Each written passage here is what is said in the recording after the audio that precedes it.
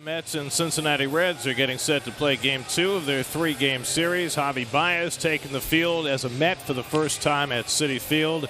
He'll be playing shortstop and batting cleanup in his Mets debut, a little over 24 hours after being acquired from the Chicago Cubs. And fresh from the field, I'm Gary, and this is Keith. And it was so nice to be able to be part of Ronnie's celebration, along with John Matlack and Edgardo Alfonso and Al Jackson being inducted into the Mets Hall of Fame. I was more emotional than I expected to be at the entire proceeding. You always get emotional. The game gets passed down, and you have your little moment of when you can play, and then you've got to pass the baton down to the next generation, and you see the older players coming back. Ray Ordonez was so wonderful to see him. Carlos Baerga, who I played with in Cleveland when he was a very young player.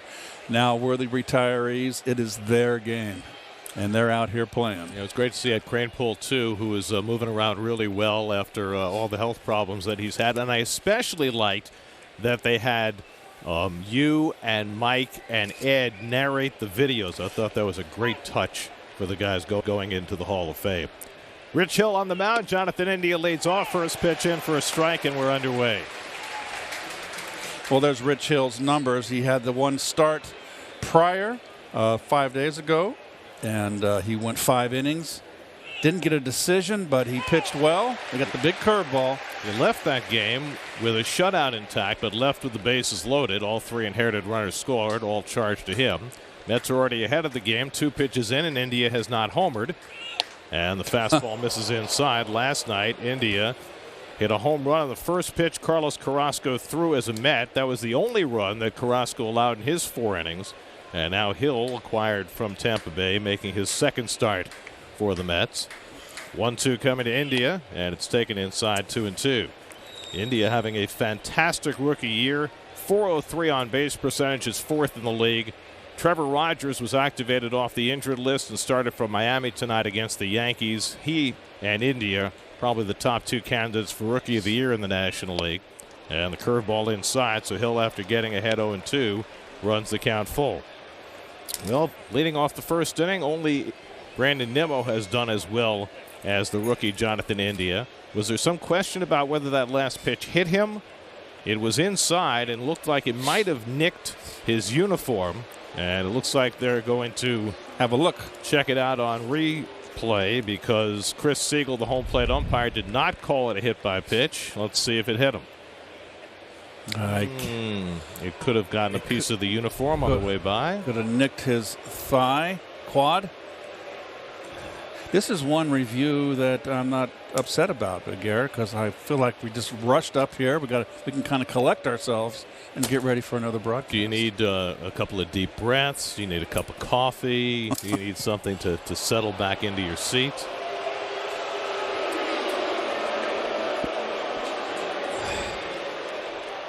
So Siegel, the home plate umpire. Mark Carlson, the crew chief, on the headsets. Ted Barrett and Tom Hallion are the crew chiefs in the replay center, trying to determine whether India was indeed hit by this pitch. Oh, it did. I think it did get him.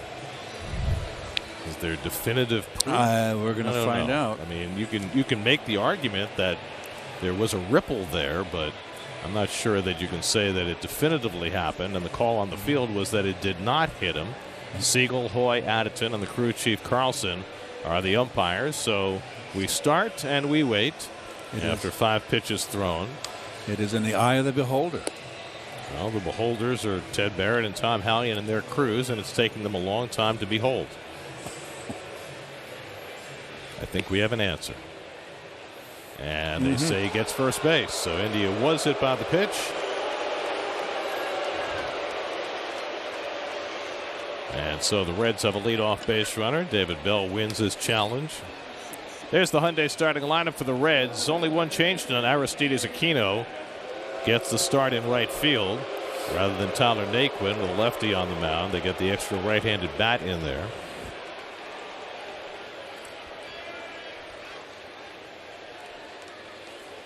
Now Jesse Winker, 1 for 5 last night. He's riding an 8-game hitting streak. So Jonathan India now above 500, getting on base in the first innings of games leading off. It's quite a knack. And for India, by the way, that's the 17th time he's been hit by a pitch this year, which leads the National League. And it certainly has enhanced that sky-high on-base percentage. Reds as a team have been hit more than any team in the league, led by India and Kyle Farmer, who is second in the league, having been hit 15 times. Winker drives one out to center field. Pilar going back to the warning track right near the fence to make the catch. India tagged, but he stays put as Pilar gets it back in quickly. A long first out for Hill as Winker took Pilar a step from the wall. And the Lexus Metropolitan defense, McCann back behind the plate, and of course the Gold Glover at shortstop, Javi Baez, and making his debut in the orange and blue. Pilar in center field. Nimmo, a little bit of a tweak in his hamstring. We'll find out if that's day to day as we're going forward. They called it a pinch, and Luis Rojas said it was less serious than they initially thought, so he might be available off the bench tonight. Here's Kyle Farmer hitting third in the order. He's been red hot. He takes a strike. Farmer 1 for 5 last night, hitting .442 over the last 14 games. And now hitting between the two left-handed bats of Winker and Votto in that number 3 spot in the Reds order. Reds are second in the National League in runs scored. This is an offensive powerhouse. India's got 7 stolen bases in his rookie year. He's been caught 3 times. Reds are dead last in the National League in stealing bases. India leads them with those 7. Let's play three infielders on the left side against Farmer.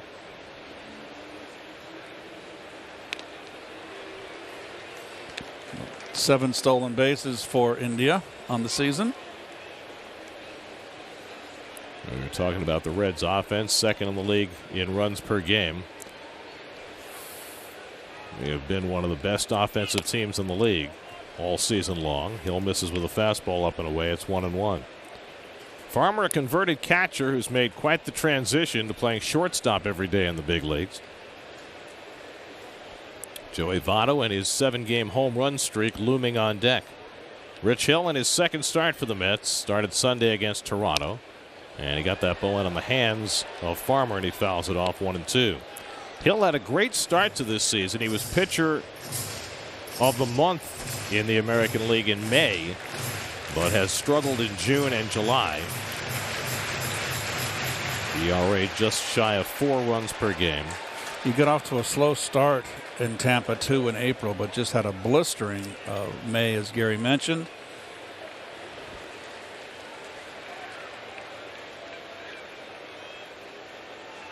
And tries to wrap that curveball, but it misses outside. 2-2. A lot of that has to do with Joey Votto with his power surge. Joey in the on-deck circle. Reds have won 4 straight. They're 7 back in the National League Central, but they've pulled within 4 games of San Diego for the second wild card in the National League. Taken inside, and the Padres suffered a big setback today with Fernando Tatis Jr. re-injuring that shoulder. You know, once you have the dislocated shoulder, a sublux, it keeps popping out more and more. Right. And it popped out again last night. They put him on the injured list today, and he's going to have that surgically repaired at some point. The question is how much time he's going to miss. 3-2, runner does not go, and it's popped up on the infield. Jeff McNeil tracking it onto the outfield grass, and that's the second out. So now it's Votto, who with 1 swing tonight could tie a major league record. Last night he homered for a 7th consecutive game. Only the 8th player in history to homer in as many as 7 straight games. There have only been 3 players homer in 8 straight games, and that's the most ever. Dale Long set the record. Don Mattingly and Ken Griffey Jr. tied it. And now Votto with a chance to tie it tonight. 9 home runs in these last 7 games, and he gets jammed and fouls one off. 0-1. Votto, a thinking man's hitter, changed his whole approach. If you notice his stance, folks, he's standing straight up like a telephone pole. I always say that. That's one adjective I can put on that, or description. but completely different. Used to be more widespread, more crouched, but there he is, straight up and down. Hill keeping that first fastball in on his hands. And another fastball, this one away, and it's fouled off, and it's 0-2. Votto has faced Hill before. He has just one hit in 10 career at-bats against Rich Hill. Rich is 41 years old. Drafted in 2002. Had a good start to his career. It went south. He wound up in independent ball pitching for the Long Island Ducks in 2015. And since then, he's been one of the best pitchers in baseball over the last half dozen years. Ahead on Votto 0-2. And he teases him with a curveball, 1-2. Well, Hill dropped down a little bit there, kind of a slurve. 37-year-old Joey Votto facing 41-year-old Rich Hill. Aristides Aquino would be next. Full shift on against Votto. McNeil playing back in the triangle. And another sidearm delivery, and that one misses well outside, 2-2. It's not as though Votto has never been a home run hitter before. No. He's got 316 home runs in his career. It's just that he's been a more aggressive hitter and more able to handle the pitch up in the strike zone to become more of a home run hitter. 2-2 on the way, and the curveball bounced down to first. Alonso corrals it, and that retires the side. Rich Hill works around a hit batsman in the first. Mets come to bat with no score. SNY is brought to you by Geico. Switch today and see all the ways you could save. By Toyota. Toyota's national sales event is on with great deals on popular models. Toyota, let's go places. By Citi, proud partner of the New York Mets. By Tri Honda. Contact your local Honda dealer for a great deal today. And by Spectrum. Spectrum Mobile has unlimited talk, text, and data. You can save up to 40%. Go to SpectrumMobile.com today. Geico Mets starting lineup. Javier Baez plugs right into the cleanup spot in his debut as a Met. Both Jeff McNeil, Michael Conforto and Brandon Nimmo sitting tonight against the lefty. Nimmo a little bit hamstrung. Conforto has been struggling against left-handers. Wade Miley on the mound for the Reds. Jonathan Villar leads off for New York. Villar 1 for 4 last night. And he hit Miley's first offering sharply down to third. Eugenio Suarez with a beautiful backhand pick on a bullet one hopper and throws out Villar in a 108-mile-an-hour seed. Well, that is why they call it the hot corner. But with luck, fortunate for Suarez, he got a long hop, but nevertheless, that was a rocket. So Villar wasting no time, testing Suarez. And Pete Alonso will bat. Wade Miley faced the Mets in Cincinnati, allowed just 1 earned run in 6 1/3 innings, and the 1 earned run was a Pete Alonso first inning home run. 12 of Pete's 23 home runs have now come against lefties. Miley now 34 years old. He's had a good year for the Reds. 2.86 ERA, 8-4 record. Second year in Cincinnati. And he pops one on the inside corner with a cutter, and it's 1-1. And there's Wade Miley's numbers on the year, 8-4. He got touched up in Chicago his last start. They touched him up, but the start before was the start against the Mets where he got the W. Went 6 1/3. Not a hard thrower. He'll throw a combination of changeups and cutters that befuddled the Mets the first time around. He went 6 1/3, allowed 1 earned run, 2 runs overall on 7 hits, 8 strikeouts. And Pete hits one on the ground. Another chance for Suarez. More routine play for the second out. So 2 right-hand batters, 2 ground balls to third. And the defense for the Cincinnati Reds, Tucker Barnhart behind the plate. Started the first game. He's a Gold Glover. He calls a real aggressive game. He got Votto a Gold Glover in 2011. Akiyama is a very made some nice plays in the field. Covers a lot of ground out there. Now the red-hot Jeff McNeil, 16-game hitting streak, and in the last 4 of those games, he's had at least 2 hits, hitting .390 over the streak. and takes the curveball low for ball one. I sensed Jeff kind of leveling his swing off a little bit. There's the shift on Jeff. He wouldn't have seen that shift when he first came up. But a good eye at the plate. I don't think that he's got that. He's gotten rid of that lift and hitting more line drives now. Gotten a lot of clutch hits of late. 2 for 4 last night, and he grounds this one to India. Nice easy hop for the second baseman. 3 ground balls for Miley to get 3 outs in the first. No score after 1. SNY is brought to you by M&M's Chocolate Candies, the official chocolate of the New York Mets. Celebrate game day with M. Aristides Aquino leads off in the second against Rich Hill. Aquino delivered a sacrifice fly and a pinch hitting role last night. He missed a good 2.5 months with a broken hand, so he's only had 73 at-bats, but has been very productive when he's played. You see the .889 OPS, 6 home runs in those 73 at-bats. And Hill catches the corner with a fastball, and it's 2-1. It's not often in this day and age that you have 2 starting pitchers, neither one of whom often cracks 90 miles an hour. But with Miley and Hill, that's what you got tonight. And the curveball missed somewhere, maybe a little high, 3-1. Aquino, then Eugenio Suarez and Tucker Barnhart for the Reds in the second. And Aquino swings and fouls back a fastball. It's 3-2.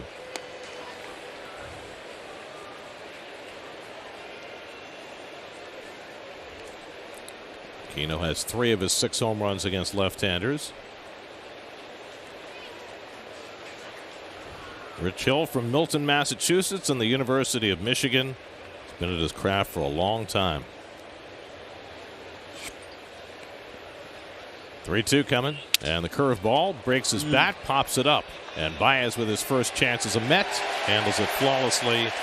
He got an enormous ovation when the starting lineups were introduced tonight, and Javi will be leading off for the Mets in the bottom of the second, and he has really got this fan base energized. Last night at the ballpark when the news broke, the stadium was electric. I know it was the black jersey night, but there was some excitement of acquiring by Baez. First pitch curveball misses high to Eugenio Suarez. Suarez 1 for 3 last night, having himself a double of a time. 173 average, 126 strikeouts. He has hit 19 home runs, though. The odd thing about Suarez this season is he hasn't hit lefties at all. He's hitting 122 against left-handed pitching, which you wouldn't figure. And he'll throw a fastball right by him. 88 up in the zone, 1-2.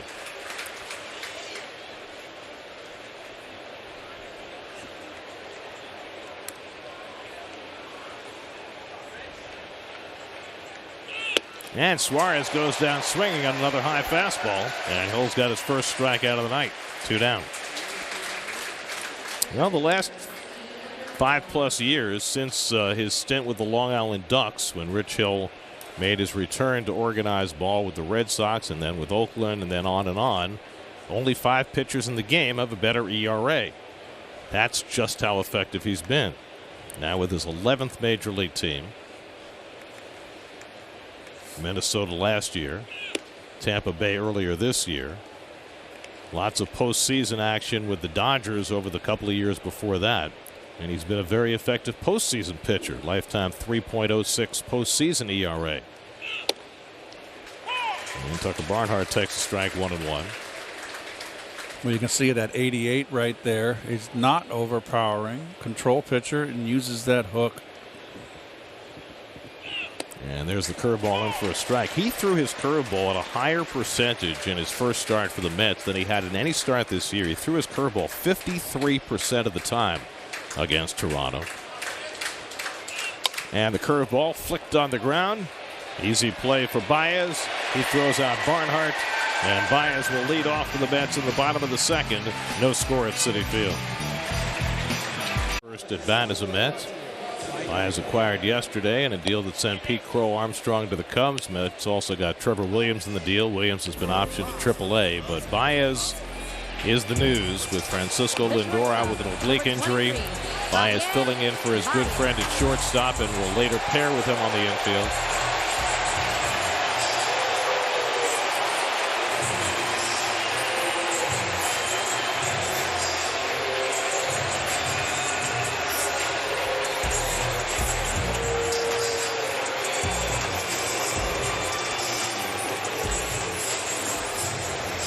Very warm welcome for Javi Baez, 28 years old. He will be 29 in December. First pitch hit on the ground is short. Farmer hurries in to get it and throws out Baez for the first down. So a quick first at bat as a Met. And Miley is set down 4 in a row with 4 ground ball outs. He got inside on him there, and Baez is not one that will take pitches, folks. He is a slinger. 131 strikeouts, leads the league right now. Only 15 walks, but 22 home runs and 65 runs driven in. It's worth noting with Baez as he arrives in New York, he's been swinging the bat well. He had a rough June, but a really strong July, 890 OPS in July. But the other thing is he's been dealing with a nagging heel injury, and he kind of downplayed it when he arrived, but it's been an issue for him over the last week or so. So it's just something to keep an eye on. Here's James McCann. 1 for 2 last night off the bench, as Tomas Nido got the start last night. And McCann takes a fastball for a strike. McCann, good numbers against Miley. 5 hits in 13 career at-bats. And he takes the curveball in the dirt, and it's 1-1.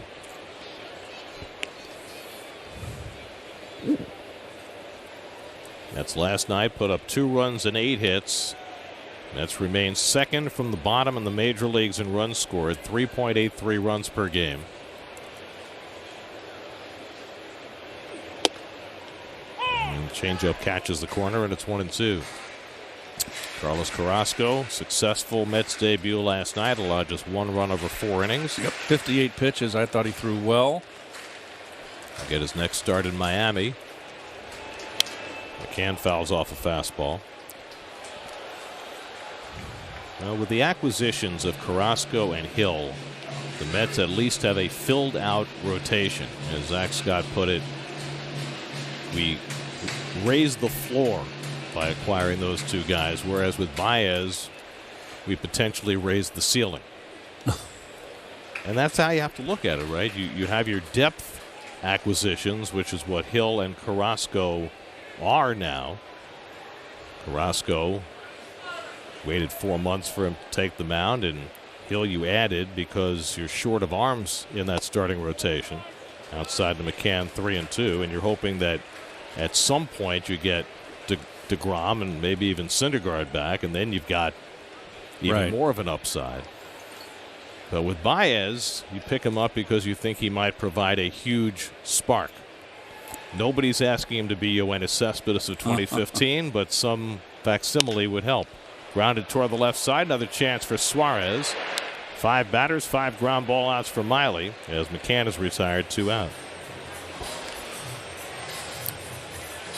Tonight's City Community Home Runs fan of the game is Jason from Valley Stream. Go to sny.tv/CHR to enter. Well, Baez certainly has the potential to be an impact player like Cespedes was in 15. Yeah, nobody's asking for 15 home runs in 31 that games. I will never see that again. I mean, never say never, but that was extraordinary. Here's Dom Smith, and he takes slow and away for ball 1. Those 2 have known each other since they were kids. Both were born in Puerto Rico. Both came to the States, played high school ball in Florida, and they're very close. And Lindor advocated for Baez to be traded for, and Baez made public that the only person he'd move from shortstop for would be Lindor. And now they are united as they were for Team Puerto Rico in the World Baseball Classic. And you're talking about Baez, who won the Gold Glove last year, his first Gold Glove at shortstop. He's probably a better second baseman than shortstop. It's strike 3 and 1. You can make the argument, and we've discussed this before, that Javi Baez might be the highest impact defensive player in the National League and has been for the last number of years. Can play all over and excel wherever you put him. Foul back by Dom Smith, 3-2. Dom hitting .326 against lefties this year. Kevin Pillar hitting 7th in the order. Would be next. Strong start from Miley. 5 batters faced, 5 ground ball outs. And Dom takes it low, and the Mets have their first base runner.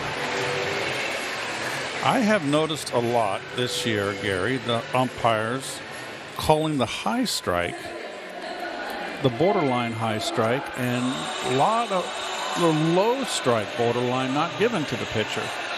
Chris Siegel, the home plate umpire tonight. Here's Pillar.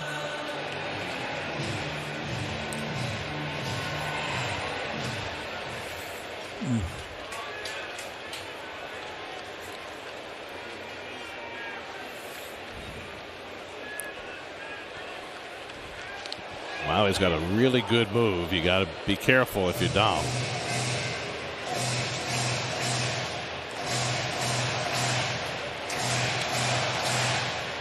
That was his line against the Mets when he faced them 11 days ago in Cincinnati. Pilar takes a cutter inside for ball 1. Kevin's got good numbers against Miley. 9 for 27, a home run.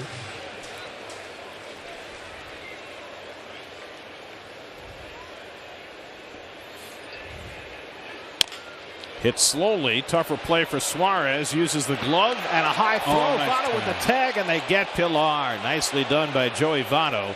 Coming off the bag to take that high, wide throw and getting the tag down on Pilar for the 3rd out.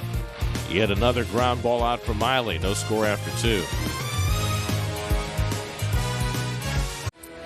Well, that's a great picture of a young Al Jackson, an original Met. Pitched the first one-hitter in Mets history. First victory at Chase Stadium in Mets history. He was a part of the Mets organization for 50 years and tonight was awarded with the Mets Hall of Fame Achievement Award. Shogo Akiyama leading off against Rich Hill in the 3rd. Bluffing a bunt, and he takes the curve outside, ball 1, and we check in with Steve Gelb. Steve? Guys, I'm here with the Jackson family, his 2 sons, Reggie and Barry, and of course his wife, Nadine. And you said, why are you interviewing me? I'm the mom. Hey, yes, hey, why are you interviewing me? I'm the mom. Well, you said you've been there since the beginning, correct?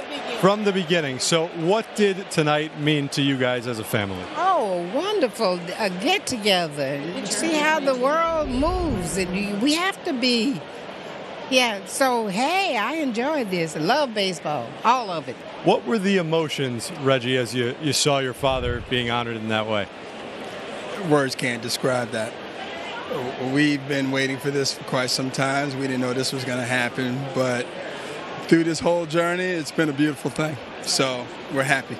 You know, Barry, your father was known as the Jack of all trades, an original Met, of course, but has meant so much to so many people in this organization over the years. 50 years in the Mets organization. That's right. Was there one role that he enjoyed the most? Was there one story, one thing that gave him the most joy when he was with the Mets? I would say it was working with Casey Stengel with the original Mets. He was a mentor to my dad. He showed him the intricacies of the game, showed him how important it was to do your best, no matter what the outcome was. Going 8-20, it was a very humbling experience. But the fact that if you did your best, that's all you can do. You just walk off the mound with your head high, saying that you've given it your best. 8-20, of course, as a member of the original Mets, there were some tough times, although he was such a great light in those early years. Being an original and being with this organization for as long as he was, what did the Mets mean to him? What did being a Met, part of this organization, mean to him? It was everything to him. He loved baseball for breakfast, dinner, and supper. He just never got tired of baseball. Never. I'm not sure how many times your father talked about this one specific story. I'm sure you heard so many over the years, but especially given the way baseball is nowadays. In 1962, he pitched a game 15 innings, 215 pitches at the Polo Grounds. Right. Did he talk about that quite a bit? Absolutely. The problem is we don't have the video. We're still looking for it. I mean, we're talking about a classic event of 15 innings against Bob Gibson and beating him 1-0. That's a classic duo right there. The Jackson family, thank you so much for taking a few minutes on this fantastic night. Congratulations on this honor and Al's honor. Thank you. All right, guys, we'll send it back to you. Thanks so much, Steve, and thank you to Nadine and Reggie and Barry. That's great. Al was a gentleman, always got a smile on his face, and he loved working with the minor leaguers. There's nothing like listening to Al Jackson's laugh. He had an infectious laugh, and he used it to great impact. He would tell you hard truths and give you the infectious laugh together, and you learn something with a smile on your face. Well, all that pitching rotation, not all of it, but Ron, Roger McDowell, Jesse Orozco, Ron Darling, Doc Gooden, they all came through the minor leagues, and Al had a strong influence on them. 1-2 to India, who was nicked by a pitch his first time up.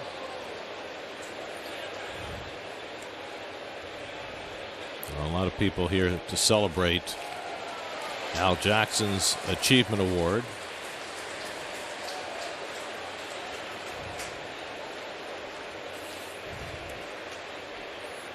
Akiyama at first after an infield hit. Miley tried to bunt him and struck out. A little hesitation in the delivery from Hill. One thing about India, this young hitter here who's been so impressive, he's also got a very good knowledge of the strike zone. He's got a good eye at the plate. Top 10 in the league in walked. He's already walked 50 times this year.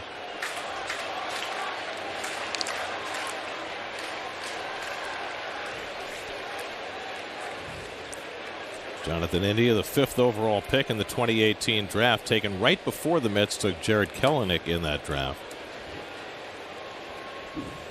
Jesse Winker on deck. 2-2, and the curveball inside, and another full count. He doesn't swing at that bad sweeping curveball in. He has an idea up there. Very aggressive hitter. We saw that last night in the first pitch of the game from Carlos Carrasco. He kind of ambushed him, hit the home run. He wound up hitting 2 in that game. Akiyama at first with 1 out, 3-2 to India. Akiyama's running, and the curveball in for a call, third strike. McCann to second for a strike him out, throw him out, double play.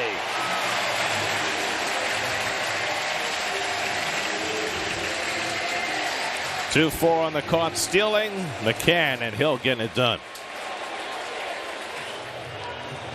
James McCann gunning down Shogo Akiyama for the strike him out, throw him out double play. Well, great footwork and out by a mile. Strike him out, throw him out. Brandon Drury leads off in the home third against Wade Miley and takes a strike. And McCann has done a terrific job behind the plate. That's improved in a lot of areas defensively, and controlling the running game is one of those. And the pitchers have paid more attention to the runners as well, which helps the catcher. You always steal off the pitcher. Drury golfs one into right center for a base hit. That's going to go to the gap and back to the wall. And the raging hot Brandon Drury delivers the Mets' first hit of the night, an opposite field double.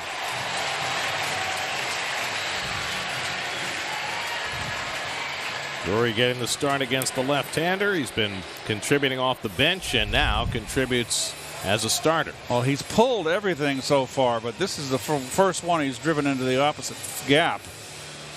And he is red hot.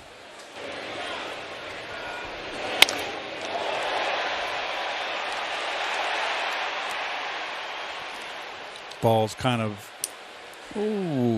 middle, and he opted to go the other way. See if Hill can get a bunt down. Rich Hill 1 for 6 at the plate this year, lifetime 113 hitter. Drury with that base hit, by the way, is now hitting 321 for the year. Corners are in, looking for the bunt. And Hill pushes it toward third. Nicely done. Miley's going to have to hurry, and he gets it there in time.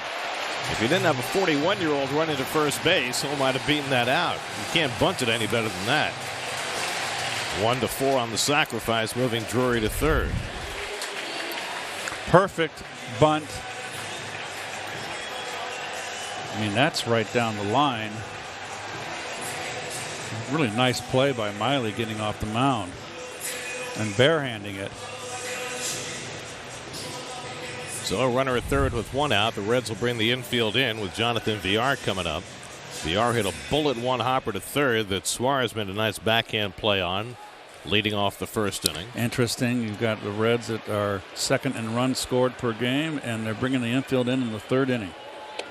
Everybody does this now. It's a real change in philosophy. It used to be early in a game, you would play back, concede the run, try and cut off the big inning, but the analytics must say that it is worthwhile in this age of high strikeouts to play the infield in because everybody's doing it now early in games.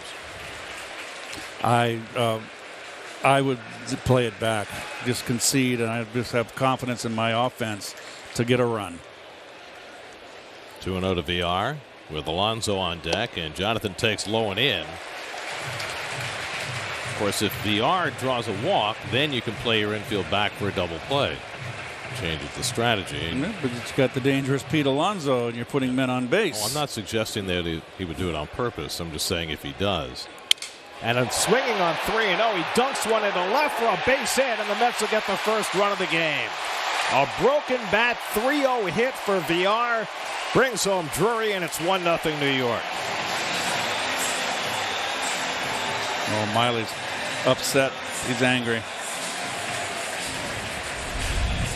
That's just gets in the kitchen of, saws it in half. But guess what?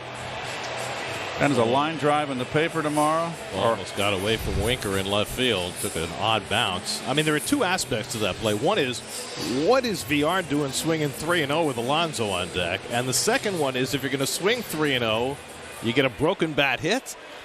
You want to look middle in. It makes me think Miley is sneaky, and the veteran VR, I think, got the hit sign. I got to believe that it was given by the bench. I think everybody has the hit sign these days, but we try to be judicious. Worked out for VR, though, as Miley misses with the changeup to Alonso, ball one.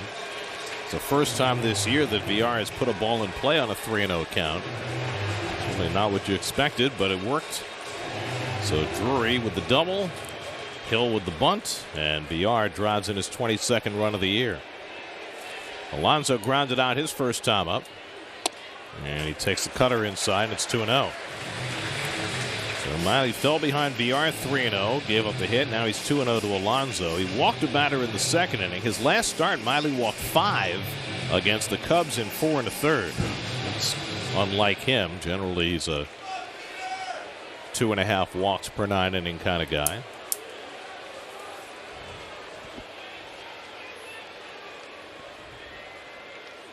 And now 3-0. Tried to change up in 2 cutters, and he's fallen behind 3-0 to Alonso. If VR got the 3-0 hit sign, I got to believe Pete's got it coming. Without question. Jeff McNeil on deck. By the way, for Jonathan VR, that is only his second career hit on a 3-0 count. Alonso hits it sharply to short, should be 2. Farmer to India and on to first, so that 3-0 swing results in 2 outs. But the Mets get a run on VR's broken bat hit and lead 1-0 after 3. Edgardo Alfonso inducted tonight into the Mets Hall of Fame. And some of the particulars on Fonzie, who was a beloved figure at Shea Stadium for years, and he's standing by with Steve. Gary, thanks so much. Fonzie just asked me right before we came on what happened to the black jerseys. That was last night, Fonzie. Congratulations. Such a wonderful evening, and you certainly got a little emotional. You got a little emotional before and during your speech. What rushed through your mind when you were back out there on the field and getting this honor? Well, it went to I went all the way to my childhood time in Venezuela. 9 years old kid, tried to play baseball. We played baseball on the street in Venezuela, in my town. And when I was in front of everyone here, it was really emotional. It's something that, finally coming through. And I feel so honored to be part of this history of the Mets. And along with John and Ron and Al Jackson, to be inducted to the Met Hall of Fame is something, you never think about as a player, but finally happens. Winker goes down swinging on 3 pitches there. You talked before the game about how in those late 90s, those late 90s teams, you felt like this city was falling in love again with the Mets. How did that come through? What did you experience back in that era as things started to really turn for you guys? Well, everything started when they started making moving, change, trade people, try to bring in the new team. Well, the base hit. They try to build the team for the 90s, and they try to make trades. The Piazza's coming. I think that was a huge move for the Mets and back in those days. And then, give it to the fans in New York the way they deserve. I mean, they deserve something competitive team. The way we're trying to do that back in those days.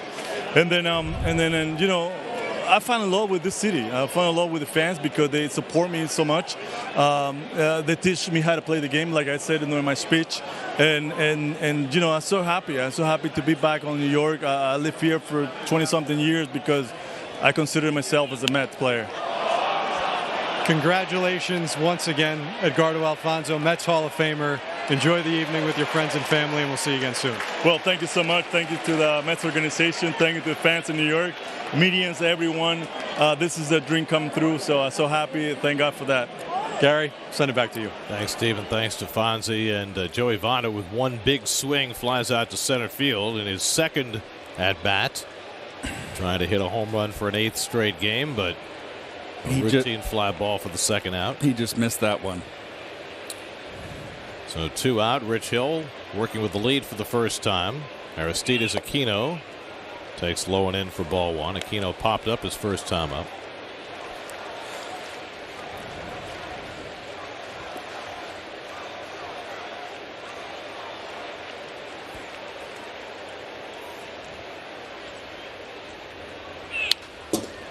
And it's fouled back by Aquino, 1-1. Howie said it on the field, and he's right. When Fonzie first arrived with the Mets, he was a shy kid. He evolved as a player, but also as a man in his days with the Mets, and put in some good time with the Mets organization after his playing career too, as a minor league instructor and manager. Half swing, and Aquino stopped at 2-1. And he was a quiet leader of that club too. He set the example on the field, before the game, just a consummate professional. I'll never forget the 6-hit game, Gary. In Houston. Oh, my gosh. 3 home runs, 6 hits. I mean, that's just a day to dream about. He had so many big hits, postseason hits, the home run he hit off Randy Johnson, the one he hit to win a game in Arizona. Inside 3-1. The one he hit in that tiebreaker game in Cincinnati in the first inning off Steve Paris. He was a big game player. Yep. 3-1 to Aquino with Farmer at first and 2 out. And a full count. That San Francisco series was postseason series was a barn burner too. That was an exciting series.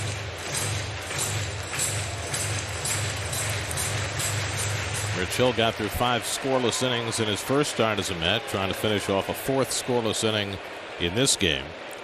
Farmer at first, he'll be running. Alonso's holding him. And Aquino takes the curveball outside for ball 4, and the Reds have 2 men on.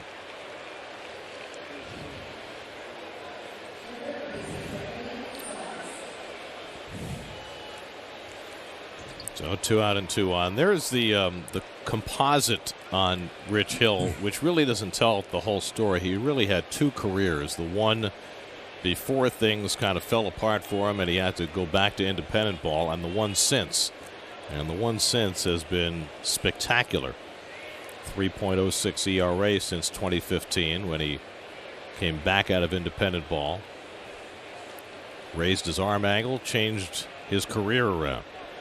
Eugenio Suarez fouls one back. Hill was a sidearmer early in his career. And it was while he was at his lowest point that he was convinced to raise his arm angle, rely on his curveball, and he's used those weapons to become the pitcher that he has been now for a half dozen years. Suarez struck out his first time up and takes the curveball for a strike, and it's 0-2. And pitching way over on the third base side of that rubber, folks. Almost off the rubber. Spectrum Mobile high-speed pitch, and rightly so for these two veteran lefties who don't break too many panes of glass. It's a tie.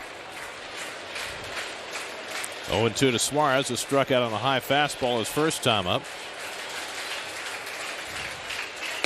And this time lays off the high fastball, 1-2. Tucker Barnhart would be next.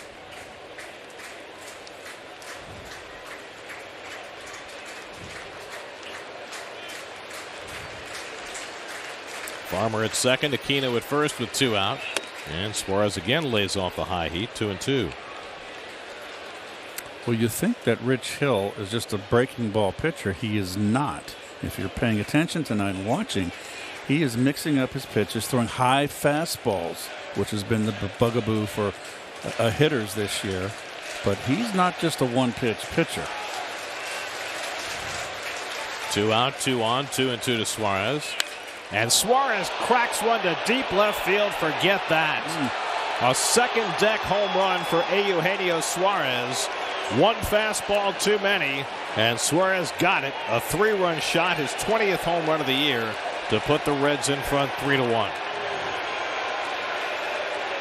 Well, Suarez, a 173 hitter coming into the game, but a very dangerous 173 hitter. And again, Gary, you mentioned him hitting under 200 against the lefties. There's the fastball up middle. And he laid off the 2 fastballs up and out of the zone and waited for one he could get to.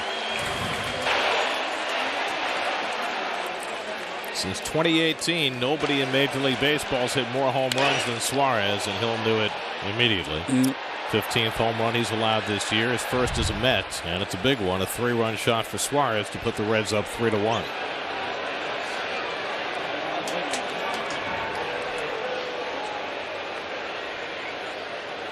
So now Tucker Barnhart, and he takes one off the helmet. A curveball that didn't break and apparently didn't hurt, as he takes the helmet, puts it right back on, and walks to first base. Yeah, unintentional. A 71-mile-an-hour clunk on the back of his helmet on a Rich Hill curveball. That might have been the softest beaning I've ever seen. It just hit on the top, on the back of his helmet. Fortunately, it was a curveball.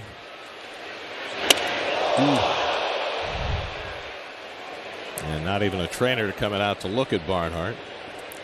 Second batter that Hill has hit tonight, and the 11th this year. And now Shogo Akiyama, the number 8 hitter, takes fastball for a strike. Now 2 out and a runner at first, and then the walk to Aquino on a 3-2 curveball. Suarez was able to lay off a couple of pitches after getting down in the count, and then hit a second deck 3-run homer.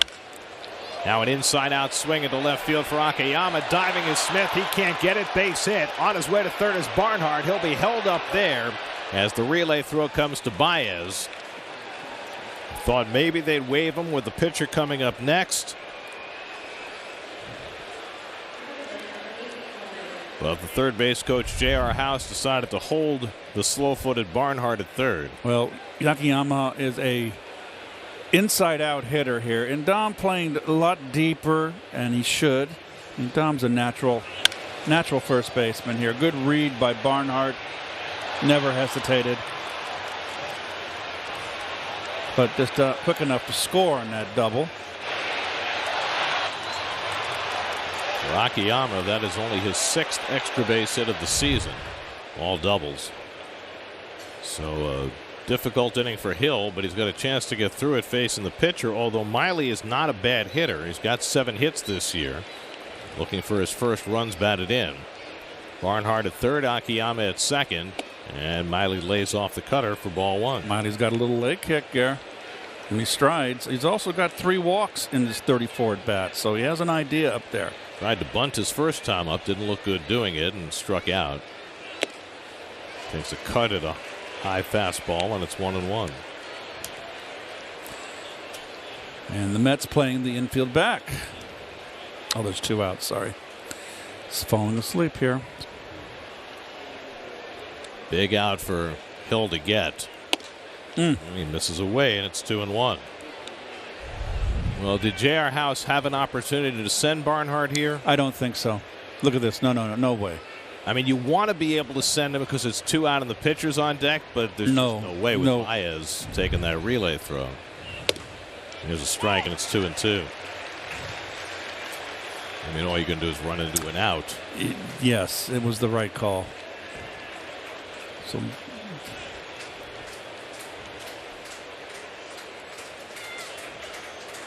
2-2 from Hill, and Miley takes the curveball outside, and now it's 3-2. Well, you got to throw a strike here.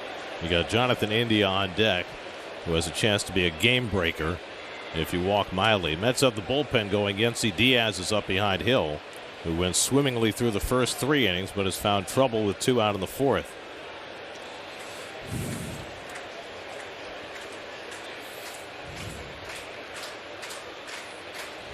Three-two coming. And Miley strokes one the other way. Dom coming on, diving, and made the catch. Oh, wow. Dom Smith saving 2 runs on that sinking line drive off the bat of Miley. Do or die play for Dom, and he comes up with a brilliant grab to keep 2 runs off the board. Beautiful. Nice play. 3-1 Cincinnati. What a play by Dom. Here's a little different look for the T-Mobile coverage cam tonight. We've talked a lot about Jesse Winker and his interactions with fans. We saw it a couple of years ago. He tosses a ball to a fan. He says, read the message. The message said, love the sign. Glad that fans are back in the ballpark. He's collecting signs. So he traded the ball for this kid's sign and signed the ball. Where's the sign? In Jesse Winker's personal collection. Apparently, you can't show it on TV. Oh, I see. All right. Very nice. He's character. He is a character. Jeff McNeil, Javi Baez, and James McCann as the Mets try and fight back against Wade Miley in the 4th. McNeil grounded out to second base his first time up. You know, Miley almost had himself 2 RBIs and a 5-1 lead, but for the exploits of Dom Smith making that diving catch. McNeil gets one in the air to right center. Easy for Akiyama. 1 out. Second at bat for Javi Baez. Your Indeed player resume.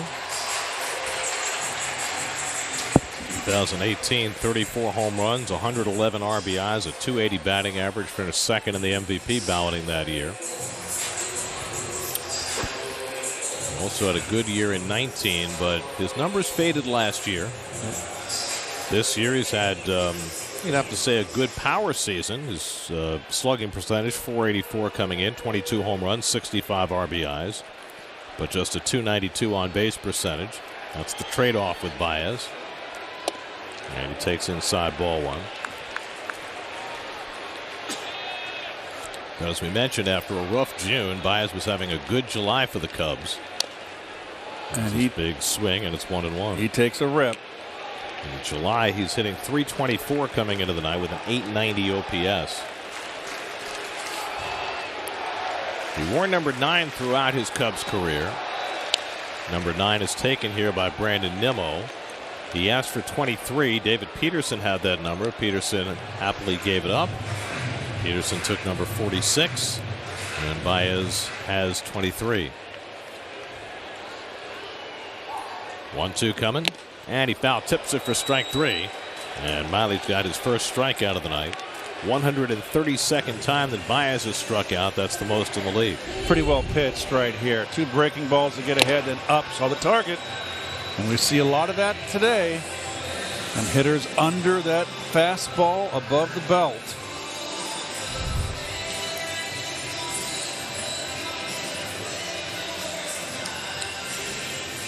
So Miley, after getting the lead, has retired the first 2 in the home 4th. And now James McCann, who grounded out his first time up. The Mets are 13-13 in July, today being the final day of July. Gosh. In order to maintain their lead in the National League East, they've been dependent on the kindness of strangers. In other words, on other teams beating the Phillies and Braves every day. Well, once again, you've got no one in the division over 500. And tonight, the Brewers are leading the Braves again, 1-0 in the bottom of the 4th. That's Brandon Woodruff pitching for Milwaukee. And the Pirates, behind J.T. Brubaker, lead the Phillies 2-1 in the 5th. So, there it is. Monishtana. Right there in black and white.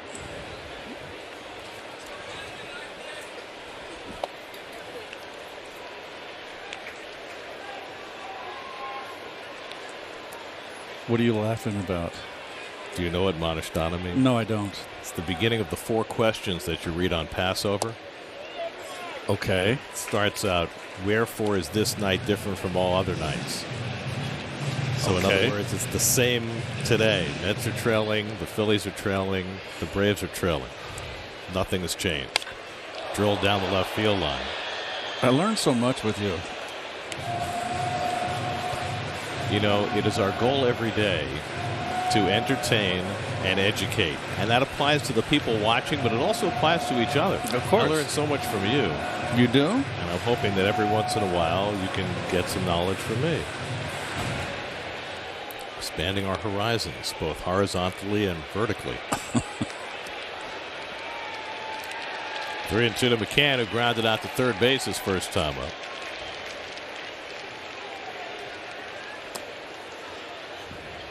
Miley has got a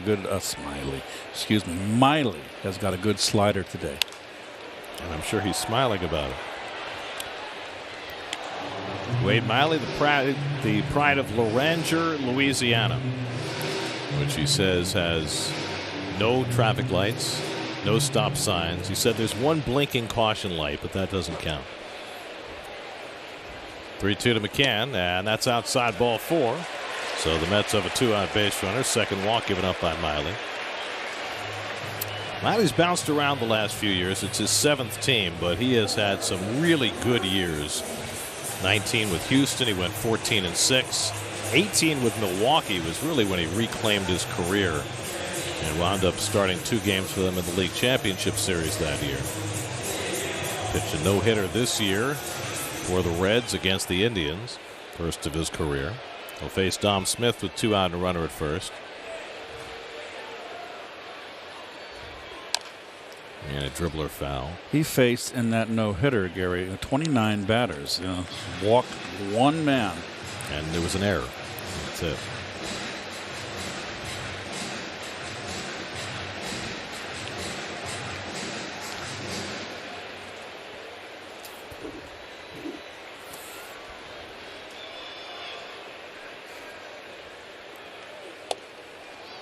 Good cutter by Miley, and it's 0-2 to Dom. He has come out sharp.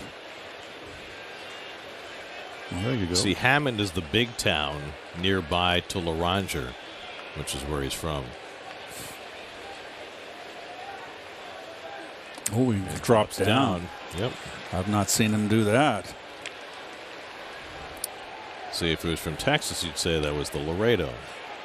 Yes. That it's more like the Bayou Plunge.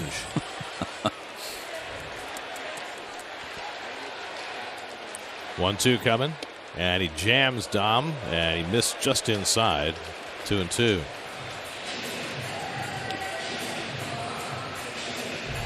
Ram pitch cast. Curved around the plate. Almost got the corner.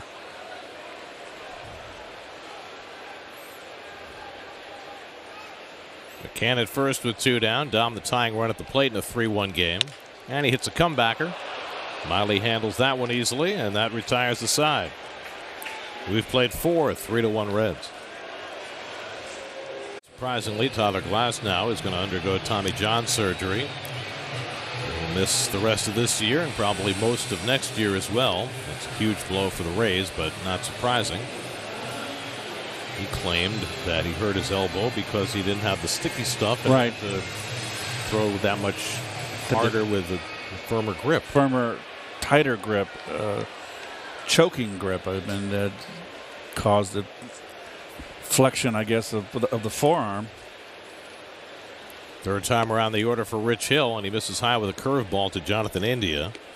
India's been hit by a pitch and took a call third strike, which was part of a strike him out, throw him out double play to end the third. Hill went easily through the first 3 innings, allowed just an infield hit and no runs, but in the fourth, with 2 out and a runner at first, it all started falling apart for Rich. India chops a 1-hopper down to VR. And India retired, 1 out.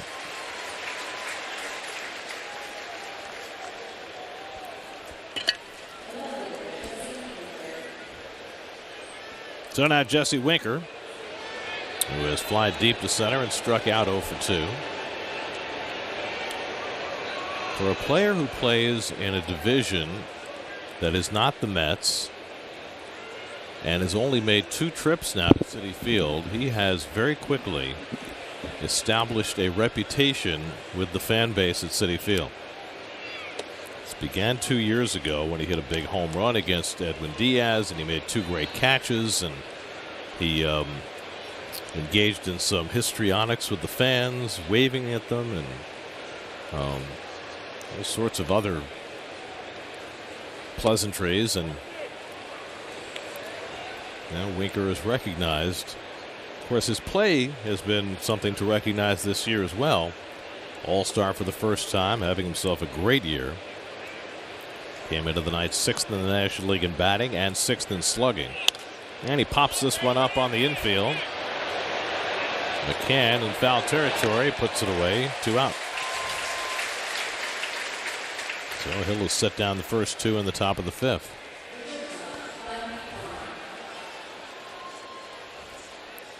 Now Kyle Farmer with 2 out. The Mets have had a lot of success against the Reds in recent years. In fact, the Mets have won or tied the season series with the Reds every year since 2014. The Mets are 30-13 against the Reds over the last 8 years. Fouled back by Farmer, 0-1. And the Mets have won 15 of their last 21 against the Reds at Citi Field. But the Reds won last night, and they lead tonight.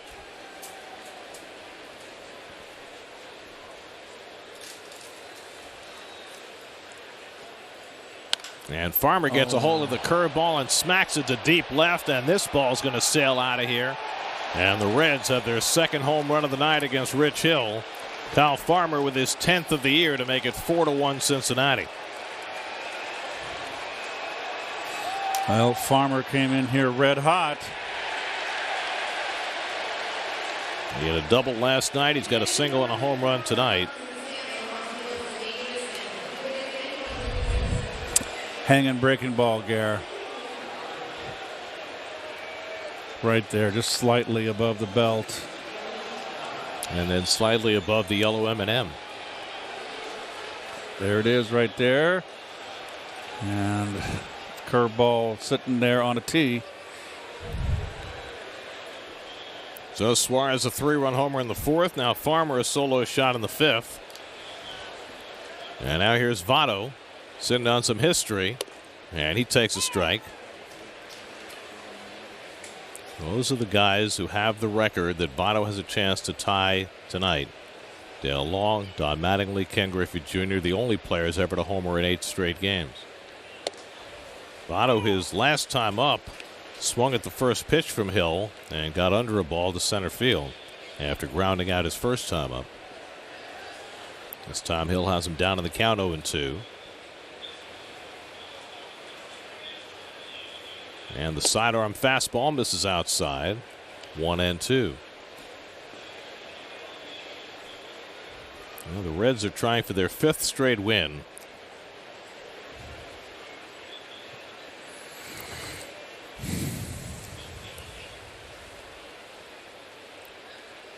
And the curveball bounced foul. This is a Cincinnati team that's had great potential all year because they're an offensive powerhouse.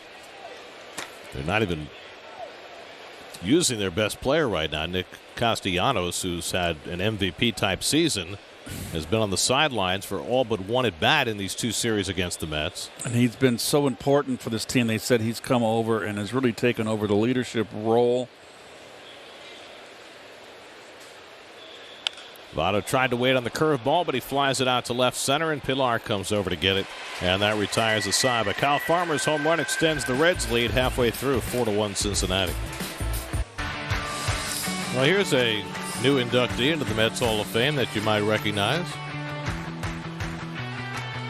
You know, for all of Ronnie's prowess as a broadcaster, sometimes it's easy to forget just what a great pitcher he was. 99 wins as a Met. 4th all-time in Mets history. And our cohort is standing by with Steve Gelbs. Steve? Well, Gary, thank you very much. You know, it's been so long, Ron, so many years. What are you up to these days? I'll tell you, what a day today. I don't know, I'm so deeply touched. You know, we grind it out here every day, and we don't think about things like that. And what happened out in the field today was something I never thought would happen to me. You know, I'm sure as this was getting closer, you were thinking about it a lot, and you know what you would feel out there. Was it different when you got on the grass out there and made your speech? Did different emotions rush through than you thought? You know what's funny, Steve, is that I found out this last year, right? So we all went through this crazy time with COVID and the truncated season. So it's been a 2-year kind of deal. And so I kind of dismissed it. Okay, when it comes, it comes. You know, I'm a tough guy, no big deal. And then it came today, and John Matlack was nervous, Edgardo Alfonso was nervous, and they made me nervous. And I started to get really emotional, and to listen to John talk about his parents, and I think just the whole Al Jackson part of it really meant so much to me, and I ended up getting emotional too. You know, we just spoke to Al Jackson's family. When I was done, they were talking about you and that relationship. So, you know, I know you've talked about it before, but what was that like out there with them? How much more special did that make today for you? Well, you know, I've known Reggie and Barry a long, long time. Nadine, Al's wife, I've known forever. But I think what made it really, to put it in a real viable how he helped my career, is that after I broke my thumb in 1987, I did not have a secondary pitch. I could flip up a bad curveball. I still had my gas, but I didn't have a third pitch. And he taught me the split finger pitch, and the split finger set me free for many, many years and got me some outs. So just to have that kind of instruction was awesome. Brandon Drury pops out 2 away. You know, Ron, we spoke to you before the ceremony in the press conference room, and one of the things you said that I found really interesting is you said you felt like you really do have a place in Mets history here, and that when you're going through it, you're not thinking about that. You're not thinking about what you're racking up. You're not thinking about how you stack up with everybody else. Can you just expand upon that and what that means to sit back and realize that, you know, you really did make this type of an impact on this franchise? It's a great question, Steve. I just think that when you're in the middle of your career and you're grinding it out, you're not thinking about legacy. You're thinking about getting the next hitter out. And when I'm up there with Gary and Keith and we're trying to do our best job with you to present a broadcast, you're not thinking about where you're going to be. But you know where we're at? We're at 16 years together. I played 9, almost 10 years with this organization. And I know I did a lot of great stuff, but you don't really want to talk about it because it was so long ago.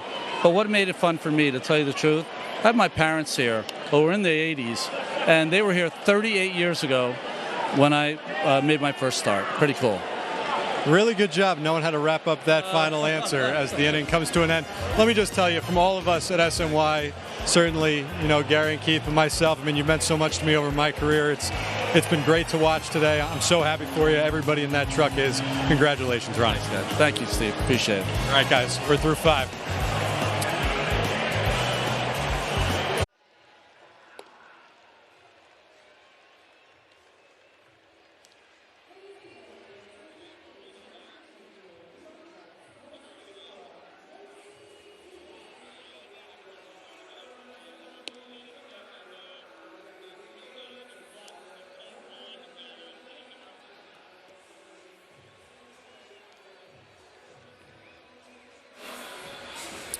All right, Maria, Steve Gelb's report was brought to you by Old Dominion. And It really impressed me today, being on the field for the ceremony, but also during the press conferences today and the interviews that Steve has done tonight with the new Mets Hall of Famers, just how emotional everybody has been about it. And I know you went through this, a number of years ago when you were inducted into the Mets Hall of Fame as Yency Diaz comes in to pitch in the 6th inning.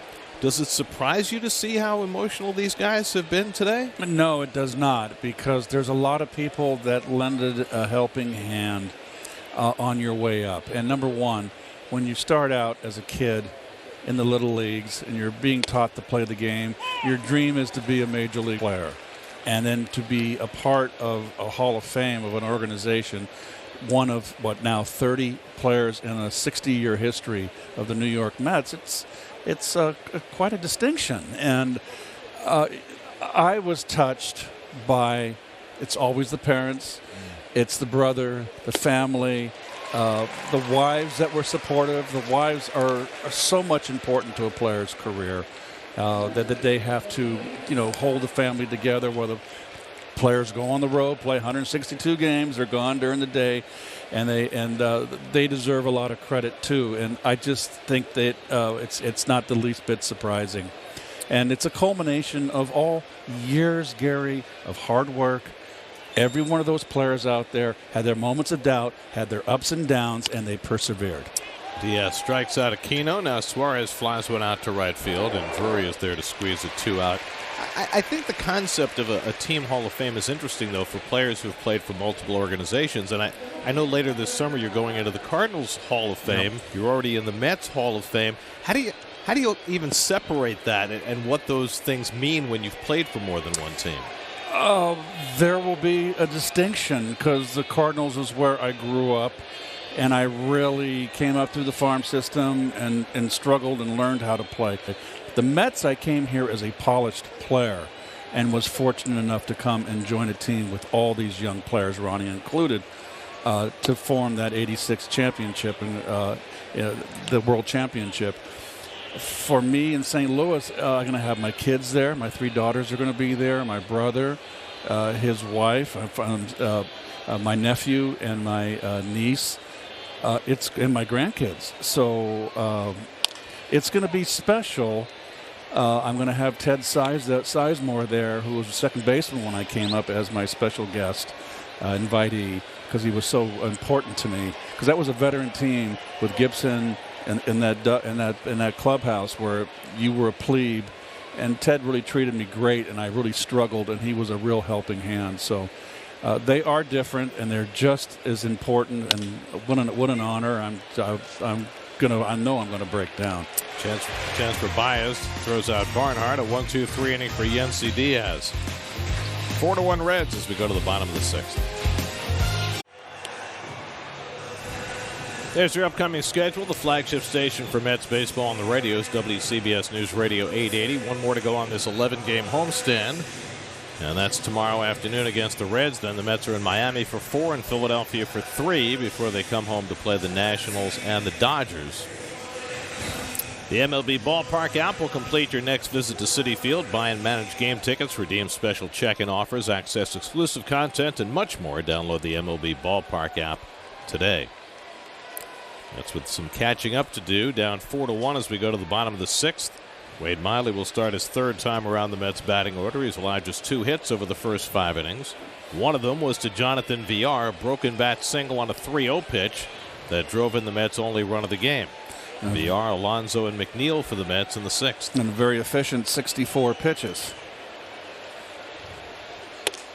Really picking up where he left off in his start against the Mets in Cincinnati, when he worked 6 1/3 and allowed just 1 earned run.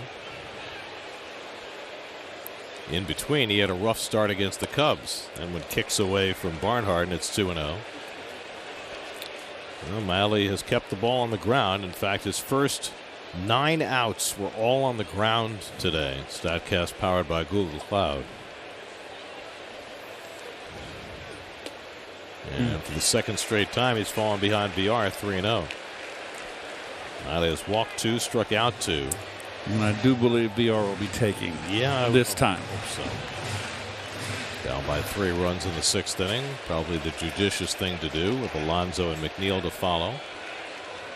And that's ball 4. So a 4-pitch walk to VR to start the 6th. 3rd walk given up by Miley, who walked 5 in his last start. Boy, cruising right along and loses VR in 4 pitches. Wow.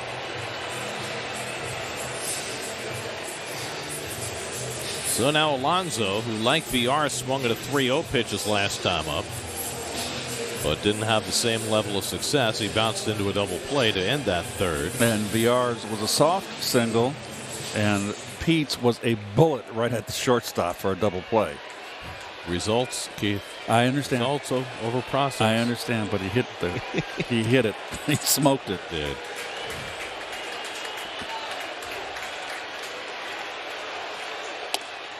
And that just missed below the knees, ball 1. So we got a little word from the catcher there. Chris Siegel, the home plate umpire, got it from Barnhart, just kind of turned his head and said that was a strike. Well, 5 straight balls for Miley to start this 6th inning.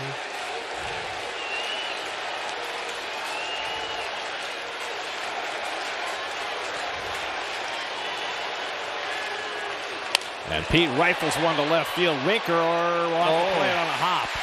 Winker did not get a good read on that ball. He was short-stepping it all the way. And Alonso's got a base hit, and the Mets will get the tying run to bat. That's a tough play, but if he had been aggressive and got a good break on it, he might have been able to make the play. But he broke back. Yeah, it seemed to fool him a little bit. Yep. Which, Alonso's swing will do. Yeah, exactly right. Well, the Mets have just their 3rd hit of the night, and they have their best scoring opportunity. First 2 men on with McNeil and Baez coming up. McNeil, who started the night with a 16-game hitting streak, has grounded out and flied out 0 for 2. VR at second, Alonso at first. McNeil the tying run at the plate.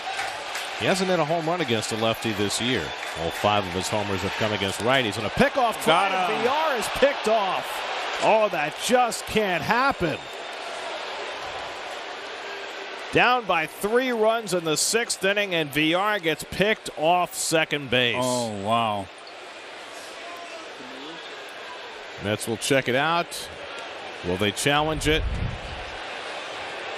Apparently not. This was a perfect timing. Just got the tag on the elbow before he got to the bag. Farmer got the tag down. That is a devastating out for the Mets. Miley's 2nd pickoff this year. So now 1 out. Alonso still at first, and that just takes all the air out of the inning.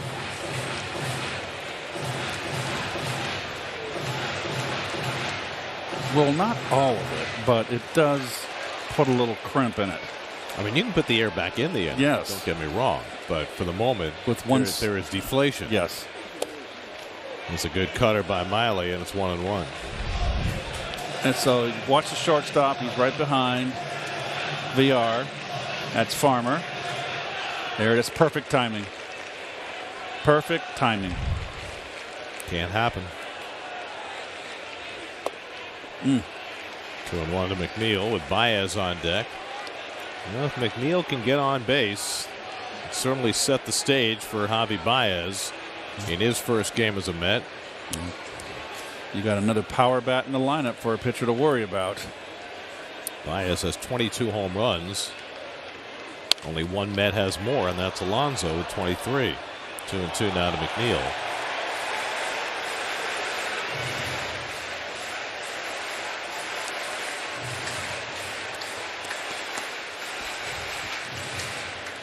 It's the 4th time this year that Jonathan VR has been picked off. That's the most of any player in the major leagues. Two coming, and McNeil strokes one toward left center, back toward the gap. Winker makes the catch. So after Winker got a bad break on Alonso's ball earlier in the inning, he got a perfect read on this ball hit by McNeil, and he runs it down in the gap for the 2nd out. Well, just a nice play here. Just runs it down to his right. Got a great straight direct line to the ball. And the ball tailing back towards him, but nonetheless ran a long way for that ball. Got a great jump and a good track on it. That's a big play right there. One that Miley needed. He helped himself with the pickoff. Winker helps him out. Now there are 2 out for Baez. And Javi takes a cutter low and in for ball 1. Baez is grounded to short and struck out in his first 2 at-bats as a Met. Baez came into the day hitting over 300 against lefties this year. Takes a big rip. 1-1. I think we'll see that a lot over the next couple of months. Yep.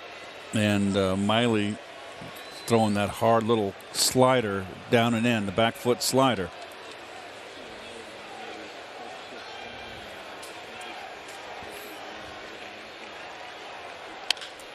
Bounce foul, so 3 straight cutters from Miley, and he's ahead on the count on Baez 1-2. And they're pitching him in. You know, when they put the first pitch in play against Miley, they're very successful, but if they don't, he has had the upper hand.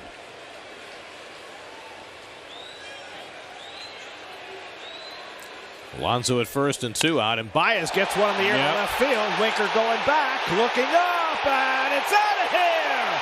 Javi Baez with a 2-run homer. A towering shot. His first home run as a New York Met, coming in his first game for the Mets. And Baez gets the Mets right back in, and it's 4-3.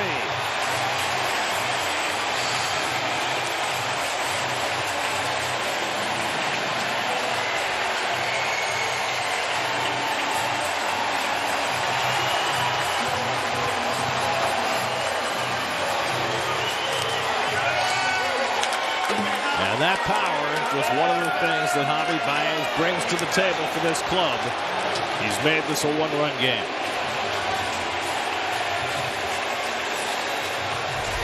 Once too much into the well here. Tried to come back in with a slider and didn't get it in enough. It was kind of a hanger. Well, he wanted his good buddy here to run with him, and he got him. And Javi Baez has just taken a curtain call. He has a flair for the dramatic. He had a home run in his first game in the major leagues for the Cubs in 2014, and now he's homered in his first game as a Met. Well, very quick inside. 23 home runs now for Baez this year to match the new number on his back. Good changeup by Maui to get ahead on McCann, and it's 0-2. So that pickoff looms enormous in this inning. But Baez putting the air back in the balloon with a 2-run homer. Now the changeup, that one's low, 1-2 to McCann. That Mets home run means City will donate $2,000 to No Kid Hungry to help fight childhood hunger. Now more than ever, kids across America need our help. And McCann pops one up into shallow right center, and Aquino is there. That retires the side, but the Mets get closer. Javi Baez with his first home run as a Met, and it comes in a big spot to get the Mets back within a run. 4-3 Reds after 6.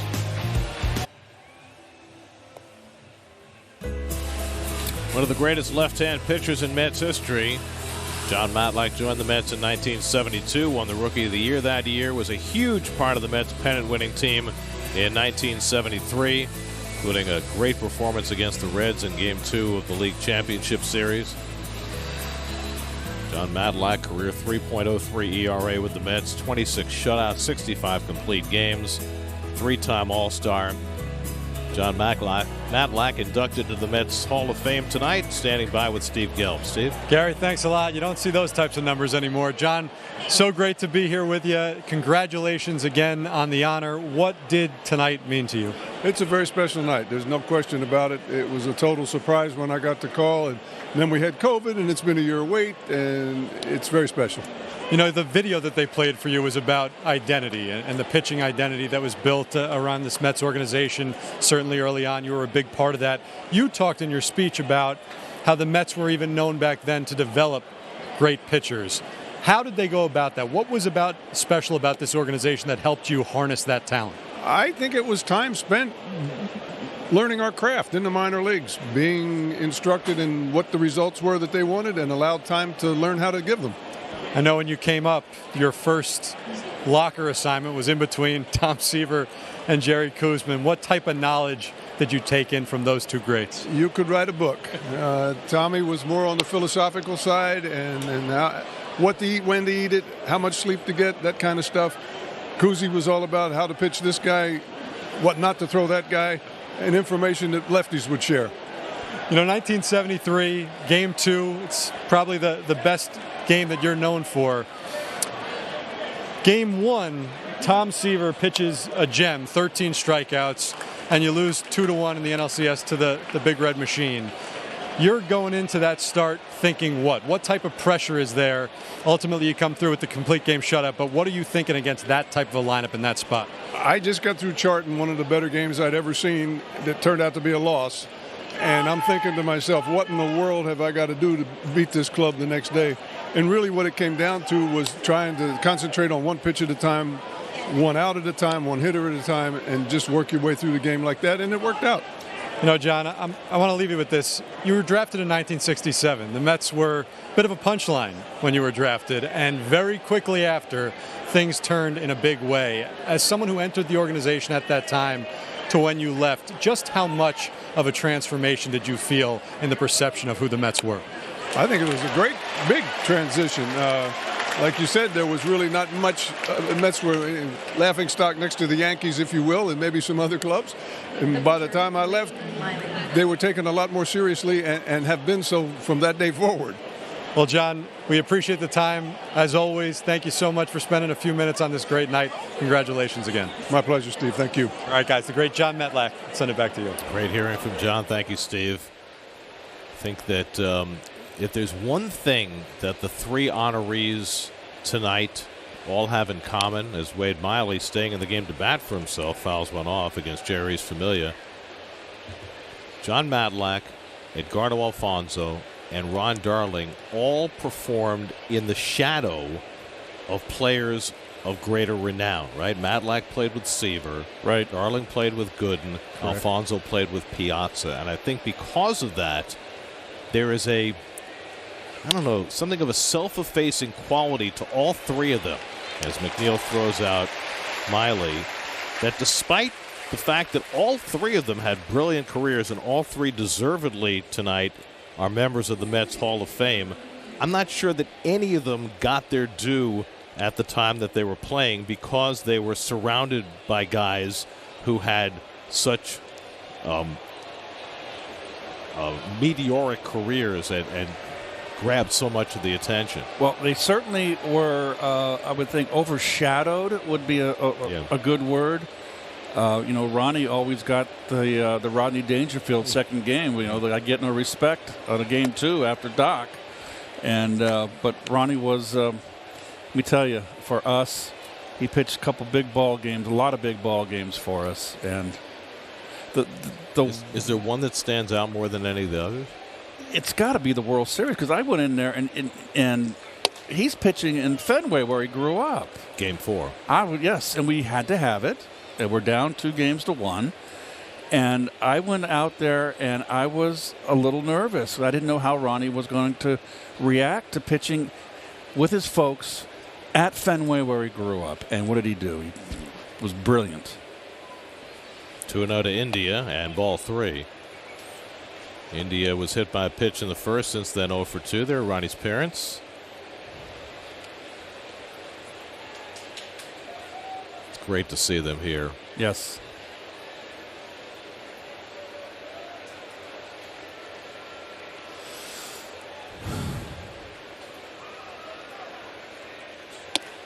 And India takes a strike.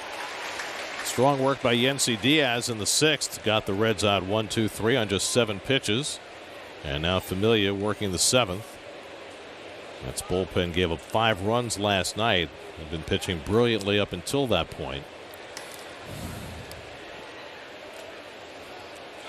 And India pounds that sinker into the ground, and it's 3-2. Rich Hill went the first 5, allowed 4 runs, 5 hits, a walk, 4 strikeouts, 2 hit batsmen, 2 home runs. There's Ronnie's son Jordan on the left and Cash on the right. Nice t-shirt Cash has on. 3-2 coming, and it's low, ball 4, and India's aboard. A 2-out walk. In case you need an update, those are Ron Darling's numbers with the Mets. 99 wins. Only Mets pitcher ever to win a Gold Glove. An all-star. Just a phenomenal Mets career. I did not know that that's the only Met to win the Gold Glove, Ron. I did not know that. Might not always be. I mean, Marcus Stroman might win one soon. But up to now. Up until now. Here's Jesse Winker, who's been held in check tonight. Fly deep to center, struck out and fouled to the catcher. And Winker pounds one into the ground, and Alonso right along the line to make the play. And that retires the side. Another strong inning for J. Reese Familia. Stretch time at Citi Field. Reds 4, Mets 3.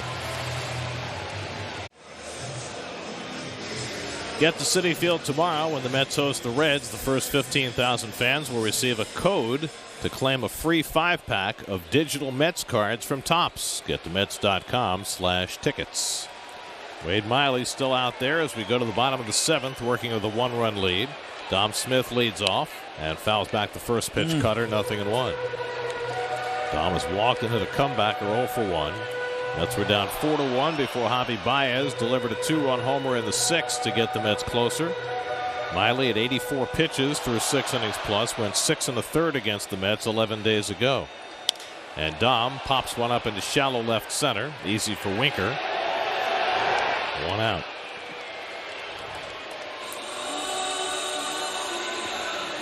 Let's check in with the studio. Maria Marino has another update. Maria.